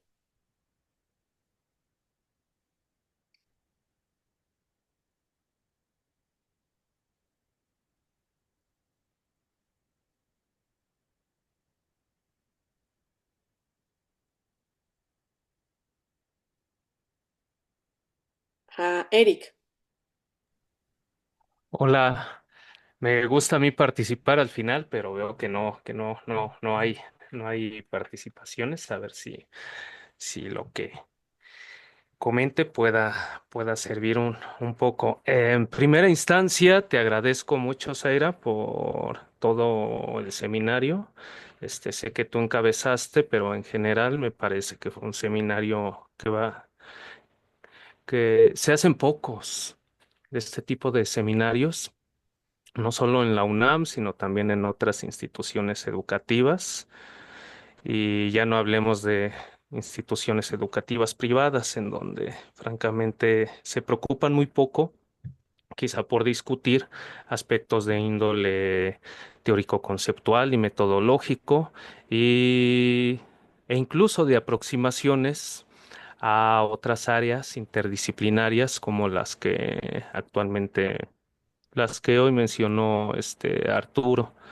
Eh, Ahora bien,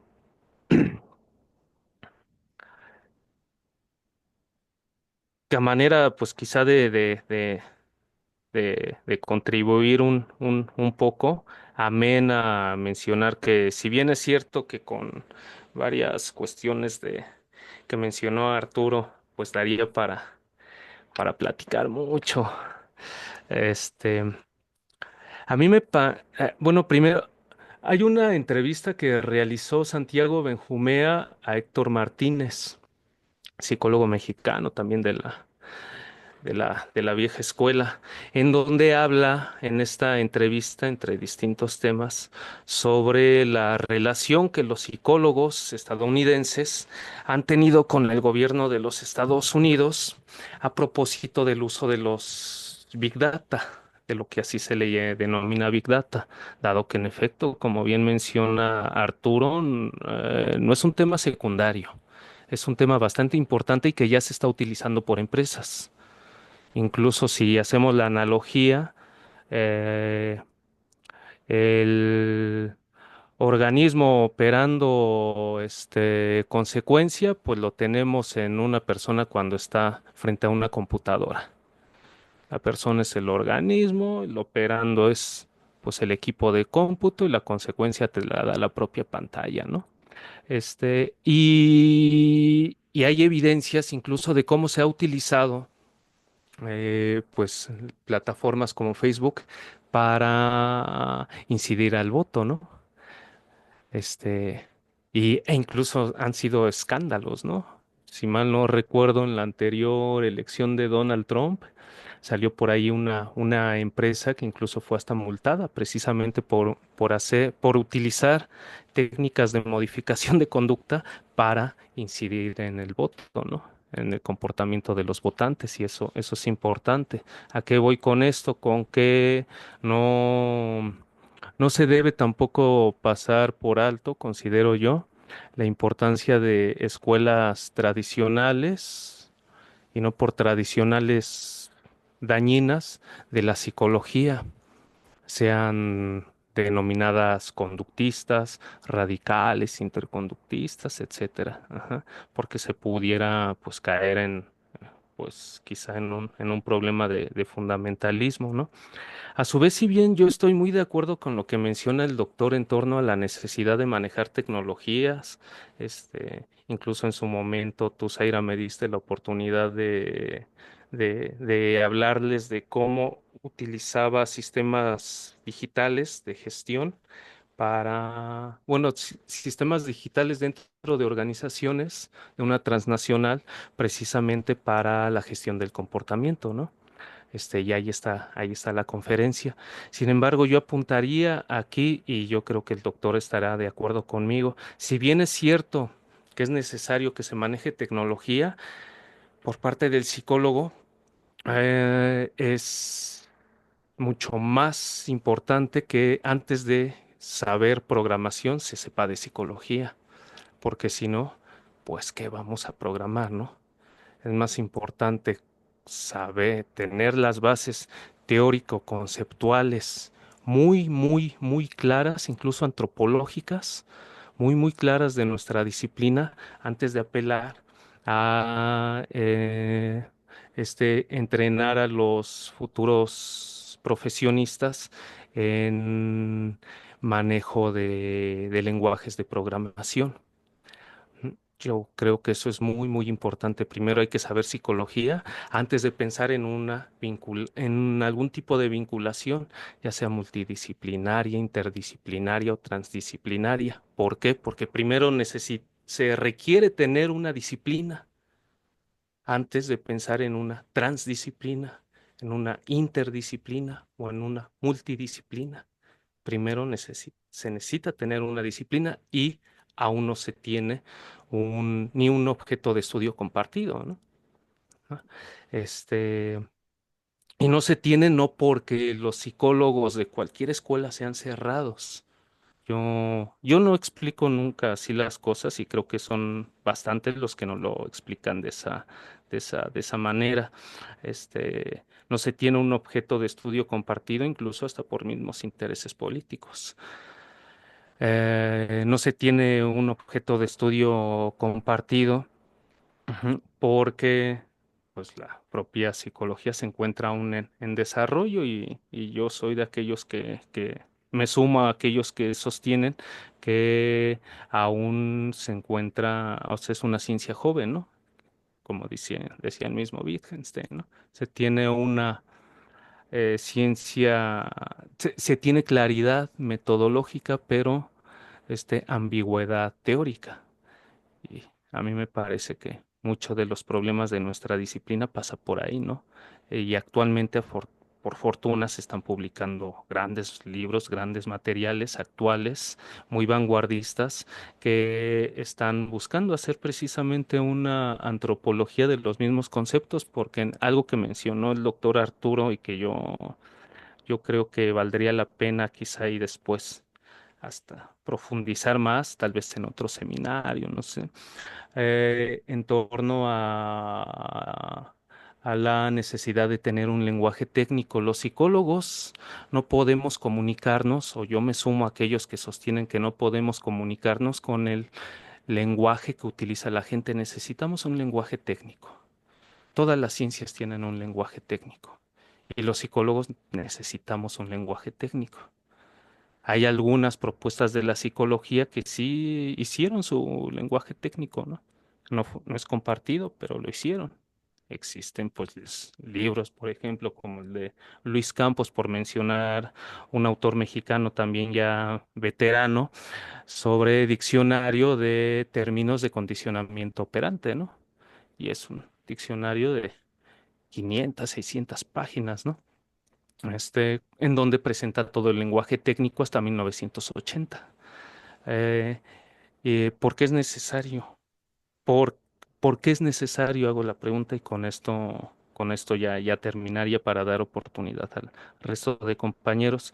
¿Por qué es necesario? Porque el lenguaje coloquial está repleto de tradiciones, incluso hasta mágico-religiosas.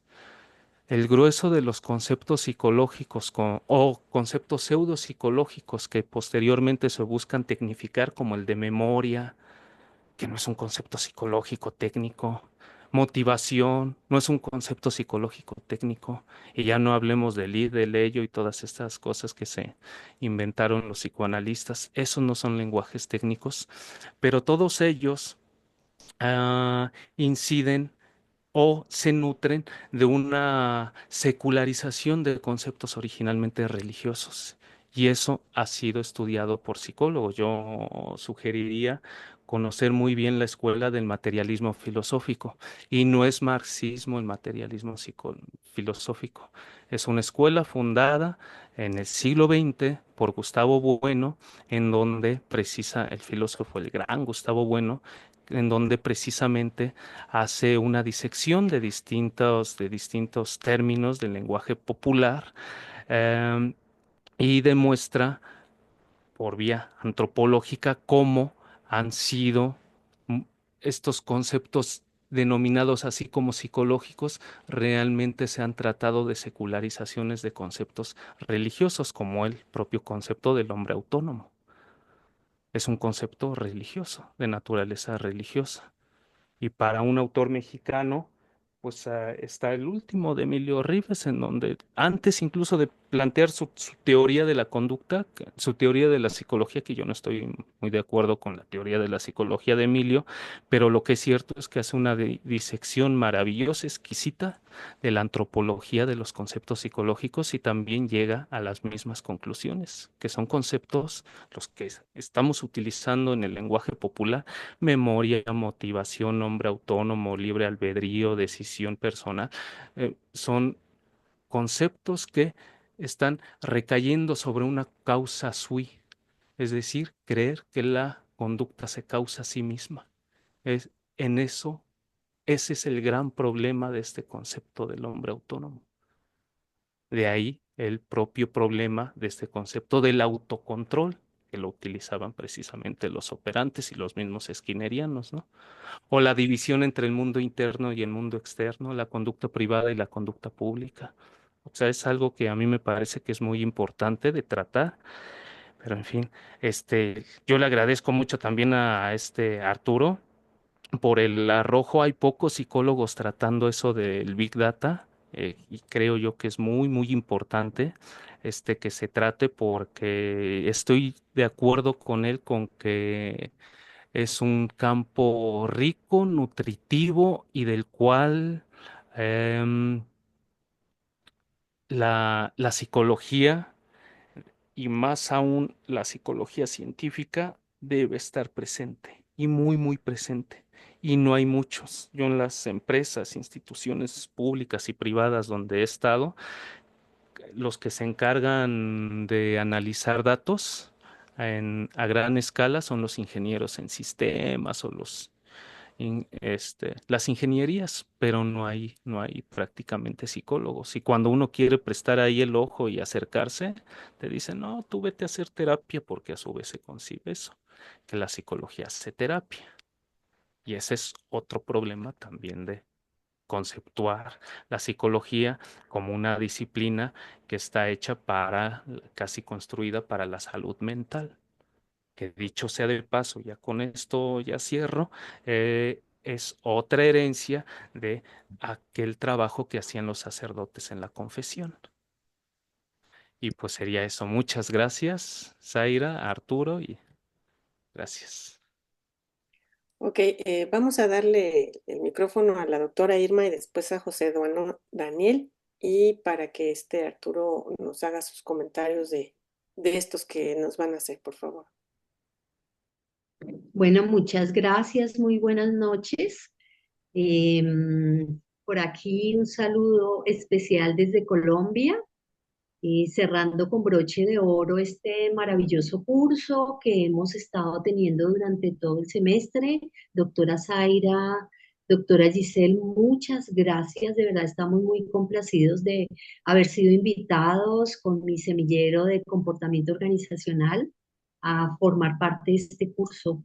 Muy complacidos por ello, de verdad, infinitas gracias. Al doctor Arturo, reitero, cerrando con broche de oro, este importante tema que yo creo que, digo, nos agobia a ustedes, a nosotros y al mundo entero, cuando escuchaba al doctor hablar de Big Data, de análisis de datos.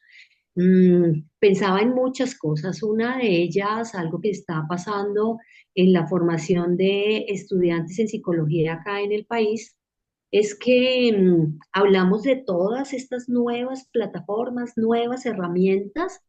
Sin embargo, vemos con tristeza que las bases para poder llegar a manejar esas grandes herramientas no se tienen. Voy a poner ejemplo. No saben manejar Excel. Nos toca hacerle un entrenamiento previo a irse a las prácticas porque no saben Excel. Y personas de mi generación que dista de la de ellos en 4 generaciones, yo ya voy a cumplir mis 60 años, y le estamos explicando a ellos, ¿no? Entonces, mire, así se usa Excel, mire, en Word puedes hacer esto. Entonces, yo aquí le haría una pregunta al doctor y es cómo ve este salto a estas grandes tecnologías, a manejo de datos, por ejemplo, Excel, hoy día ya está siendo no reemplazado, sino se está complementando con Power BI, por ejemplo, que allí no hay datos, allí no hay datos, es ilimitado, allí Excel nos genera una limitación de 1 millón de datos, Power BI ya no, podemos unir todas las bases de datos que tengamos. ¿Cómo ve el doctor esto? O sea, no tenemos las bases, nuestros estudiantes no tienen las bases, pero ya estamos dando un salto a esta cuarta revolución industrial que es la era de la tecnología. Otra cosa que me llamó la atención de la conferencia del doctor es que me genera esperanza cuando lo escucho decir que todas estas miradas positivistas, quizá conductuales, van a volver a resurgir. No es lo que escuchamos acá en el país, la verdad, no es lo que escuchamos. Siempre la situación es la de ya el conductismo se acabó, ya eso, no vamos a escuchar de eso, etcétera. Pero también cómo ve ese panorama, cuáles son esos argumentos, doctor, que usted nos podría dar para seguirnos generando esperanza de que el conductismo va a volver a resurgir, porque eso es lo que todos esperamos. Yo trabajo en una universidad fundada por el doctor Juan Alberto Aragón hace más de 40 años. Nace con una mirada conductista, hoy se mantiene esa mirada conductista. Sin embargo, somos de las pocas facultades acá en Colombia que manejamos esa mirada. Ese sería como mi comentario y las preguntas para el doctor. Gracias, doctora Zaira, y muy agradecidos con usted. Vamos a darle la palabra a Arturo, a José Daniel, y después le una pregunta para que ya pasemos a tus comentarios, por favor. José Daniel. Gracias, gracias. Gracias, doctora. Gracias también al doctor Silva por compartir. Creo que, bueno, yo nada más por ahí agregar como algo que Sí. también es como necesario ver, quizá a lo mejor un poquito profundizando en los temas que dice el doctor Silva, y creo que es importante también para el psicólogo y para el país, yo creo, en este sentido, incluso hablando un poco con lo que mencionaba Eric. Yo creo que también algo que hace falta es que algunas industrias lleguen a México y exploten en México. Porque sí, nosotros comenzaremos a hablar de Big Data, nosotros comenzaremos a hablar de inteligencia artificial, pero son elementos que ya se utilizan en el primer mundo, ¿no? O en países ya muy desarrollados. Y evidentemente la psicología ya tiene un papel importante, ¿no? Creo que aquí en México esas industrias, por X y o Z razón, que son varias, no han llegado y no han explotado. Y yo creo que ahí ya hay cosas de la psicología que se están haciendo, ¿no? Yo a lo mejor puedo poner que es un tema que también eh, le debe interesar mucho a los psicólogos y que a mí me interesa es en este sentido a nivel empresarial del consumismo. El sector de los videojuegos es un sector que utiliza mucho las metodologías o las técnicas o las tecnologías psicológicas para aplicarlas. Hay una buena cantidad de programas de reforzamiento que se utilizan para que el usuario consuma grandes cantidades de contenido o incluso inyecte dinero a nivel de consumo de por ejemplo, un videojuego, a casinos virtuales que utilizan programas también de reforzamiento que encadenan la conducta del usuario y que lo mantienen en el consumismo. Entonces, también en la Big Data ya se utiliza a grandes niveles para tomar las decisiones y el rumbo que incluso la misma industria o un videojuego puede tomar. Y yo creo que el psicólogo ya está ahí. La desventaja de nuestro país, y creo a lo mejor, espero no sonar ni derrotista ni pesimista, creo que es algo que México no ha tenido. Tan solo precisamente el acceder a estas industrias, por ejemplo, al uso y manejo de microchips que tiene que ver también con esto de la programación.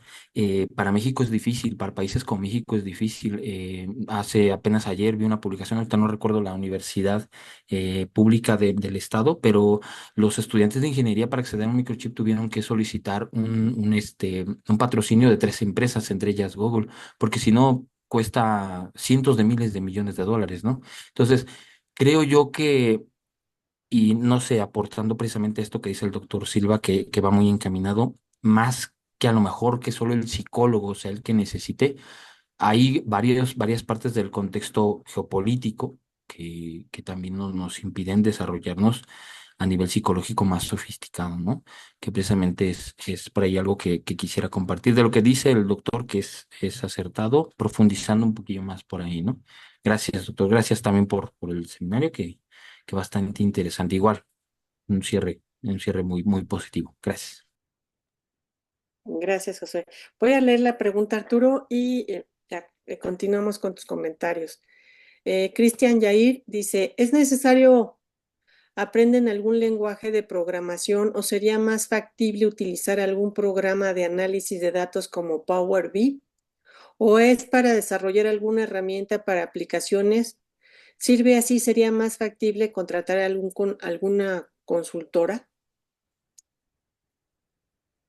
Ahora sí, Arturo, gracias. Ok, pues gracias. Voy a dar respuesta rápida. Anoté yo tres ideas generales de las aportaciones, o cuatro ideas generales de los comentarios que se hicieron. En relación al primer comentario que nos hacía Eric, sí, evidentemente es necesario tener una estructura conceptual sólida, es decir, tener conocimiento de la disciplina. Pero eso no implica que hasta que tengamos conocimiento de la disciplina empecemos a formar a los alumnos. Les estoy hablando en términos de planeación educativa, ¿no? Hasta que tenga esa formación empezamos a formarlos en todas estas nuevas herramientas. Yo creo que dosificando estos elementos en un currículo podríamos hacerlos de manera simultánea.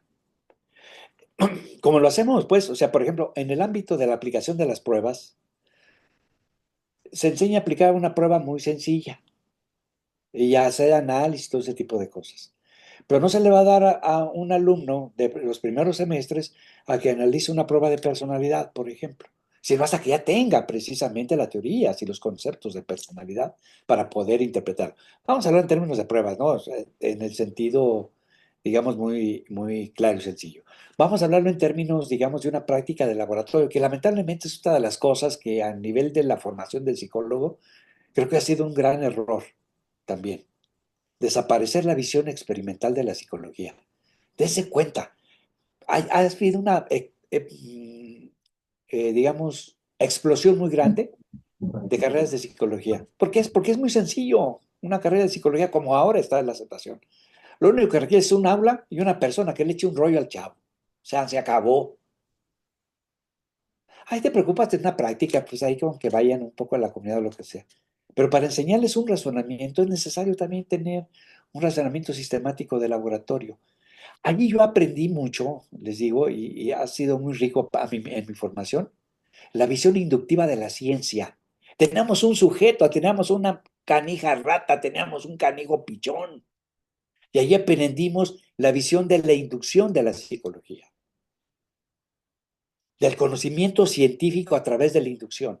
¿Y qué sucede? Ahora desaparecen los laboratorios y ahora el elemento hegemónico para generar conocimiento es la deducción.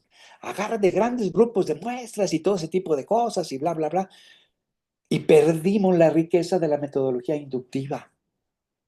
Se perdió la riqueza de la metodología inductiva.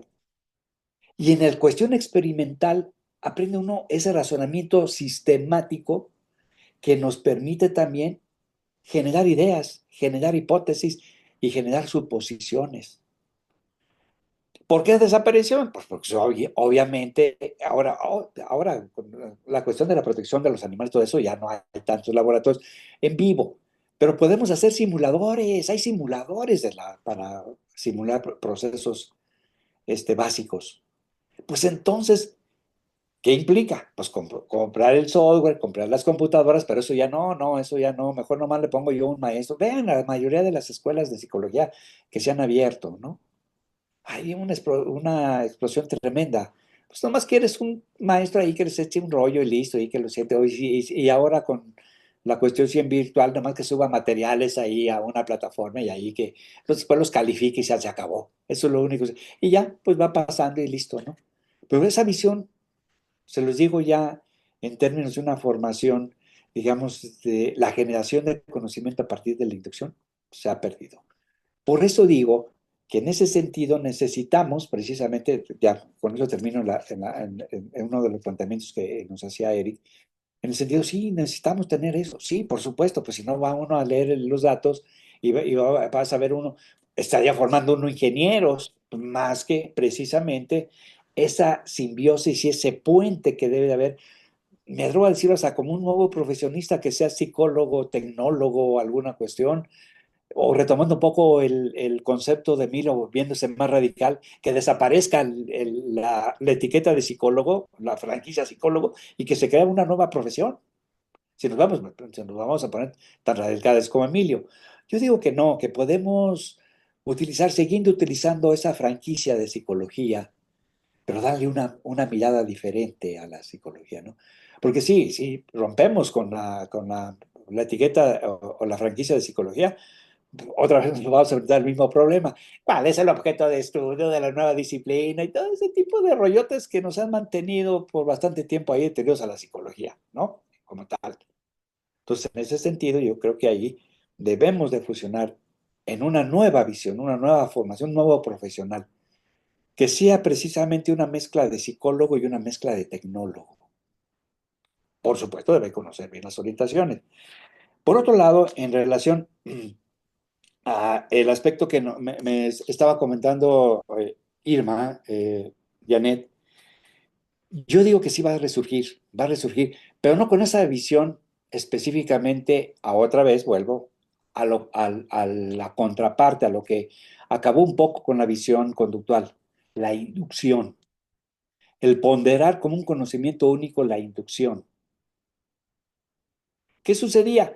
Yo analizo, uno de los grandes cuestionamientos, yo analizo el proceso psicológico X en el laboratorio con ratitas, con ratas, con pichones, con monos o con lo que sea. Y surgía luego el de la visión sociológica. Oye, pero eso no se aplica a nivel social, ¿no? Es muy reduccionista y todo ese tipo de cosas. Entonces, fíjese, por ejemplo, yo hace unos 3 años, o sea, ahora sí, ya hace menos años, ¿no? Para mí. Yo digo que 10 son menos, ahora 3, imagínense, pues es que, como ayer, pues, como si hubiera sucedido ayer, ¿no? Eh, una persona dedicada específicamente nada más a la cuestión del laboratorio, le hicieron una pregunta sencilla, ¿no? Y no creo que era para impugnarle, ni mucho menos. Está hablando sobre un principio de la cuestión de los efectos de la dosis de una droga que se le inyectaba creo que una rata en alguna parte del cerebro, ¿no? Y así, bla, bla, bla. Y pues uno de los jóvenes, no fue tampoco de los viejos, ni allí como que dice, sí, a ver, contesta, ahí te va una, ¿no? No, un joven ahí también. Pregúntale, oiga, doctor, ¿usted ve si podríamos tener alguna aplicación en la adicción de personas, digamos, a la morfina? ¿Sabe qué contestó? "No, eso a mí no me interesa. A mí me interesa seguir viendo el efecto de bla, bla, bla. Ay, habrá otros que le interesen y se metan. Y dije, wow, qué visión tan reduccionista. Y por eso, precisamente, vuelvo otra vez a comentar, un poco se presta al descrédito, ¿no? ¿Qué le contestaba? Hacer una liga de ese trabajo que él hace en el laboratorio poniendo cierta dosis de esa droga en el cerebro y bla, bla, bla, para decirle, bueno, una aplicación. Por eso, ¿se acuerdan que ahí estaba otro punto de la psicología, que decía yo de la aplicación de la psicología, que ya no la abordamos? Pues una aplicación podría hacer esto y esto y esto, podría interpretarse de tal y tal manera, hacer un poquito de esfuerzo conceptual para generalizar en el ámbito, digamos, aplicado, y no decir, no, no, a mí nomás me interesa lo básico, bla, bla, bla, y listo, ¿no? O sea, se acabó, no me interesa. Imagínense que Skinner no hubiera escrito el libro de Más allá de la libertad y la dignidad. ¿Lo han leído? Es un libro interesantísimo que se los recomiendo que lo lean. En donde precisamente hace un análisis, todo lo que sería el aspecto del análisis conductual o experimental, y lo extrapola a la cuestión social. Yo lo leí cuando era alumno y no, me quedé encantadísimo de ese libro. Porque sí, pues no porque yo estuviera, digamos, renegando en el aspecto, ay, nada más somos aquí muy básico, nada más vamos ratitas y vemos pinches. No, no, no. Fue cuando yo dije, ah, caray, mía, nada más. Léanse, si no, ya está en internet, pídanlo, y ya está en internet, ya está libre, más allá de la libertad y la dignidad. Es que, obviamente, él va también por el concepto que maneja Eric sobre el determinismo psicológico. Yo no lo comparto mucho, se lo dije, yo no comparto mucho, pero él va por allá y hace una muy excelente interpretación y además amena, ¿eh? No es como una novela, por supuesto, no es una novela, pero es ameno la lectura. No es como si estuviera leyendo tácticas de investigación científica de Sigman. No sé si lo hayan tenido tácticas de investigación científica de Sigman en su formación. Ay, era muy árido, pero nomás miren qué información tan precisa tenía. Entonces también ese es un hito tremendo para la cuestión metodológica, el tácticas de investigación científica de Sigma, ¿no? Pero eso sí es un ladrillo tremendo de cargarlo, ¿no? Pero bueno, en ese sentido pienso yo que sí necesitamos precisamente esta mirada conductual, hablar sobre la forma precisamente en donde nos facilita interpretar los acontecimientos, pero también dar soluciones, que eso es una de las cosas fundamentales. Por eso yo, cuando fui coordinador de la maestría en modificación de conducta, también me quedé maravillado en el sentido que vea que la psicología no solamente se quedaba en la explicación, se quedaba también en la generación de tecnología para cambiar el comportamiento. Y dije, wow. Obviamente también ahí en este momento lean toda la literatura que hay de esa época de los ochentas, a mediados de los ochentas, en el sentido de que no tiene una base teórica, porque no se fundamenta en nada de, digamos, de un teórico digamos, importante y lo que sea, que nada más es pura tecnología y que eso no es ciencia. Entonces se vino todo eso al traste y se acabó. Se acabó también, cuando menos en términos formativos. En términos formativos, en la UNAM se acabó. Desapareció la maestría, todo ese tipo. Que por cierto, maestra Irma, hubo gente colombiana que estuvo estudiando con nosotros, hubo 4 colombianas que estuvieron estudiando con nosotros acá en la maestría en modificación de conducta, ya por los años 90 más o menos, finales de los 80s, 90s. ¿Por qué? Porque hubo ese elemento y lamentablemente muchos modificadores de conducta se lo creyeron. Y dijeron, no, sí, esto es malo, es satánico, lo que sea, ¿no? Y, ¡pum!, se fueron algunos a hacer cuestionarios y a hacer teorías de la personalidad, y otros definitivamente fueron hasta el psicoanálisis, ¿no? No, sí, no, eso Y más que porque el psicoanálisis, la mera verdad, da un discurso que asombra a la gente, aunque para mí se oye muy vacío, se lo digo sinceramente, ¿no? Pero sí asombra a la gente, se dice, "Oh, no hombre, qué profundo razonamiento llegaste", no, pero ya cuando uno lo desmenuza, pues lo deja uno vacío. Yo no digo que no sea real ni nada, ¿no? A mí en lo particular me deja vacío cuando ya lo desmenuzo todo un razonamiento psicoanalítico, me deja vacío. Digo, ¿qué onda? ¿Cómo estuvo aquí esta cuestión? ¿No? Me deja vacío. Entonces yo digo que sí, con esta cuestión, le digo, es el elemento fundamental que vamos a estar ahora pregonando, es ese concepto inicial que yo les mencionaba sobre el producto permanente de la conducta, que no hubo mucho desarrollo en su momento del conductismo sobre esa área, pues, para ponernos en contacto y generar teorías. No hubo mucha. Muy diferente a la criminología, ¿eh? La criminología sí tiene teorías tremendas, ¿no? Y no se diga la criminalística, ¿no? Nunca están presentes cuando sucedió el hecho, pero lo describen netamente y sacan hasta las causas, pero nunca estuvo presente. Y lamentablemente nosotros en psicología no hemos tomado, en cierta manera, algunos elementos de la criminalística, ¿no? Y eso es lo que tenemos ahorita la oportunidad con esta gran base de datos, con esta huella digital que está dejando el comportamiento humano y que ya lo podemos tomar y analizar. Entonces, por eso pienso yo que sí va a ser un repunte de esta mirada conductual. Entonces necesitamos redireccionar la formación de nuestros alumnos hacia ese aspecto para que empecemos a descubrir ese gran escenario que se nos está abriendo con este registro de la huella digital que tenemos ya disponible actualmente en la era, pues en la era actual, en la sociedad. Por otro lado, es cierto lo que menciona Josué, yo también lo comparto en el sentido de que se requiere que en México no existe todavía ese escenario. Muy de acuerdo. Pero no pensemos ahora en un escenario local. Ahora estamos en un mundo globalizado. Si una persona, sería excelente que uno de nuestros alumnos o una persona de los jóvenes estuviera navegando sobre esta área y se va a dar cuenta que el espacio laboral y de inserción se abre al mundo. Ya no va a ser México, ya puede proponer digamos, su currículum o su antecedente o su formación en cualquier organización del mundo. Lo único que requiere, pues sí, evidentemente, y por eso creo que por ahí también está formando, el sentido de tener un lenguaje común, que en este caso sería el inglés. Bueno, pues que maneje, no sé, un 60-70% del idioma inglés para que se pueda mover.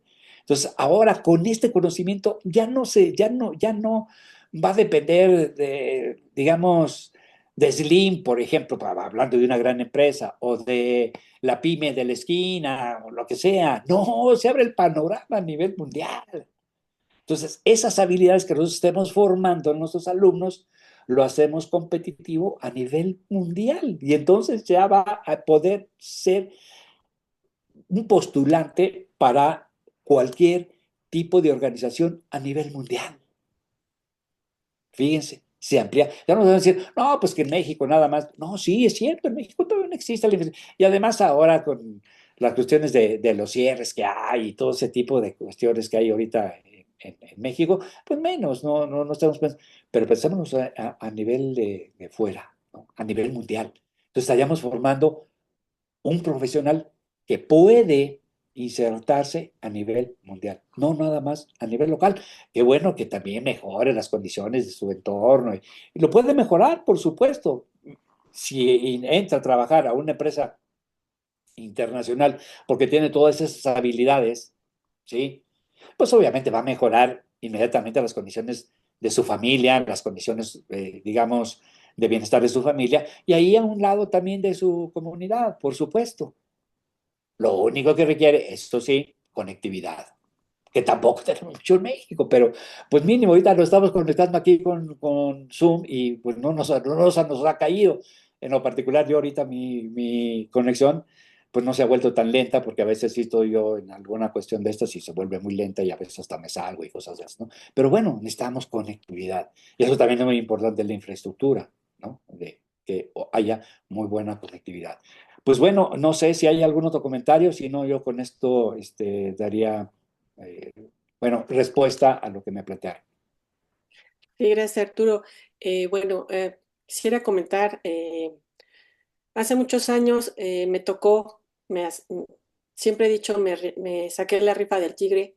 Hace muchos años me asignaron una tarea en Iztacala, en la que Arturo me acompañó en los primeros años de manera muy fuerte, muy eh, demostrativa y formativa. Me tocó rediseñar la residencia en gestión organizacional. Y por muchas ocasiones llegué con Arturo a decirle, es que eso no es psicología, ¿no? Haz de cuenta, Eric, que estaba yo hablando, no, ese no es el concepto de la psicología, lo heredamos de la otra, y así no es, y así no. Y entonces, después de mucho tiempo, un par de años, cuando no hallaba cómo estructurar en términos curriculares y en el sentido del contenido de qué enseñarle al psicólogo egresado de la licenciatura, interesado en incidir en las organizaciones, eh, no podía yo anclar qué se le podía enseñar. Y en esta verbalización, esto no es psicología, esto no es psicología. Arturo un día, después yo creo que de cansarse y escucharme esto, me preguntó, me dijo, ¿y qué sí es psicología? Y así que yo llegaba y así manoteaba y levantaba mi tono de voz y bla, bla. Cuando me hizo la pregunta, ¿y qué sí es psicología? Me detuve, ¿no? Y me costó mucho trabajo, en ese momento no le contesté, me costó mucho trabajo dar la respuesta de qué es psicología. Y en este trámite de mi respuesta personal en silencio, pues obviamente uno recurre a la historia y uno está plagado, o más que plagado, tenemos muchas herencias conceptuales de otras ciencias.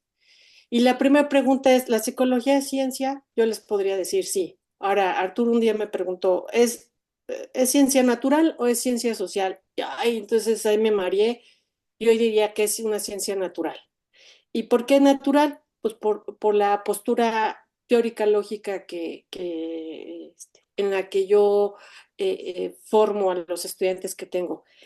Pero cualquiera de mi respuesta que pueda hacer acerca de lo que sí es psicología, les podría decir que lo que más me pesó en dar la respuesta que tengo acerca de qué es la psicología fue la parte metodológica. La principal pregunta que me hice fue, pues, ¿qué voy a medir?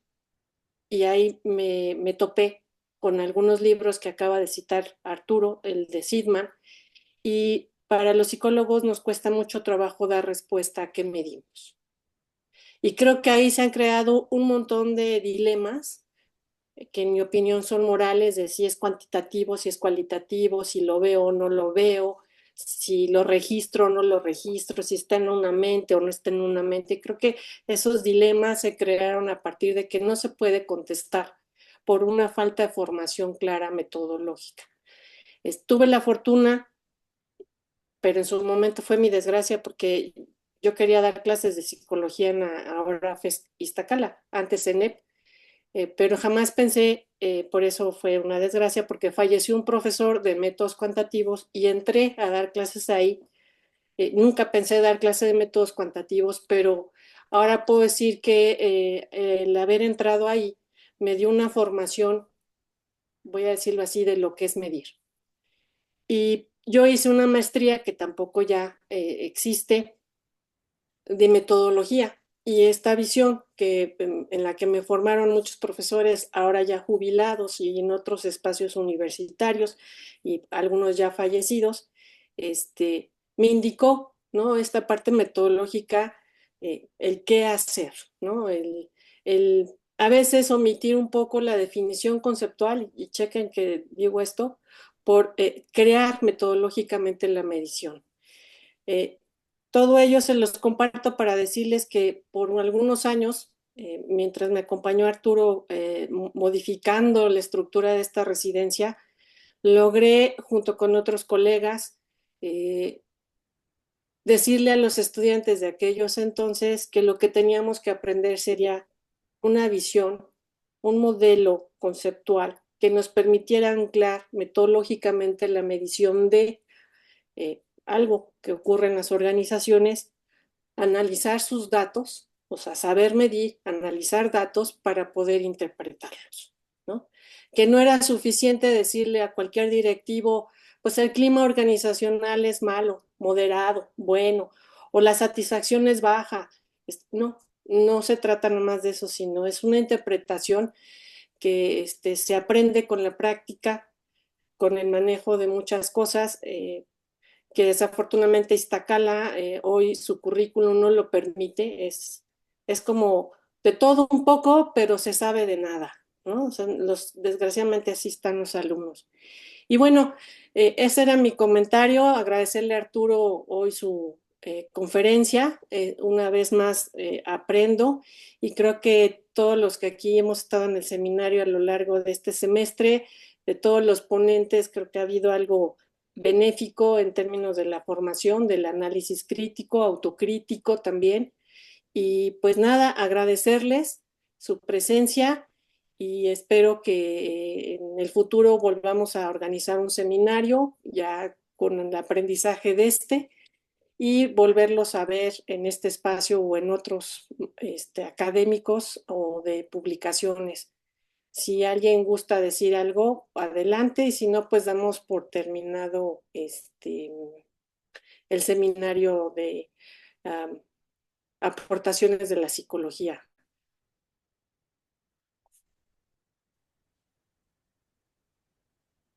¿no? Bueno, yo Bueno, nomás quiero comentar, también agradecerles y pues felicitar por este esfuerzo.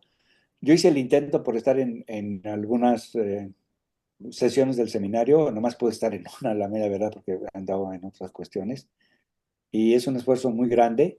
Y también felicitar a Saya y a todo el equipo organizador, porque es un espacio en donde se pueden exponer ideas y la mera verdad también, pues discutirlas y estar de acuerdo o no estar de acuerdo en relación a estos puntos de vista, pero creo que dejan una semilla presente, ¿no? Y una convicción en lo particular, tanto de las diferentes generaciones que estamos ahorita conviviendo aquí en el seminario, como también de las visiones que podemos tener e impulsar dentro de nuestra responsabilidad que tenemos. Será que ahora por mi edad también hablo siempre de la responsabilidad que tiene uno en la formación como profesor o como académico, y creo que aquí con este seminario se está cumpliendo mucho el aspecto formativo. Y les agradezco, no sabía que iba a ser, que mi presentación era la número 15, entonces me tocó ser el quinceañero, así es que también fue un gusto por ahí ser el quinceañero. Y te lo estamos viendo muy bien, que tengan muy buenas noches. muchas gracias a todos, que descansen y ojalá nos volvamos a ver. Muchas gracias, hasta luego. Hasta luego, buena tarde. Buenas Bye. noches. adiós. Gracias. Buenas noches, gracias.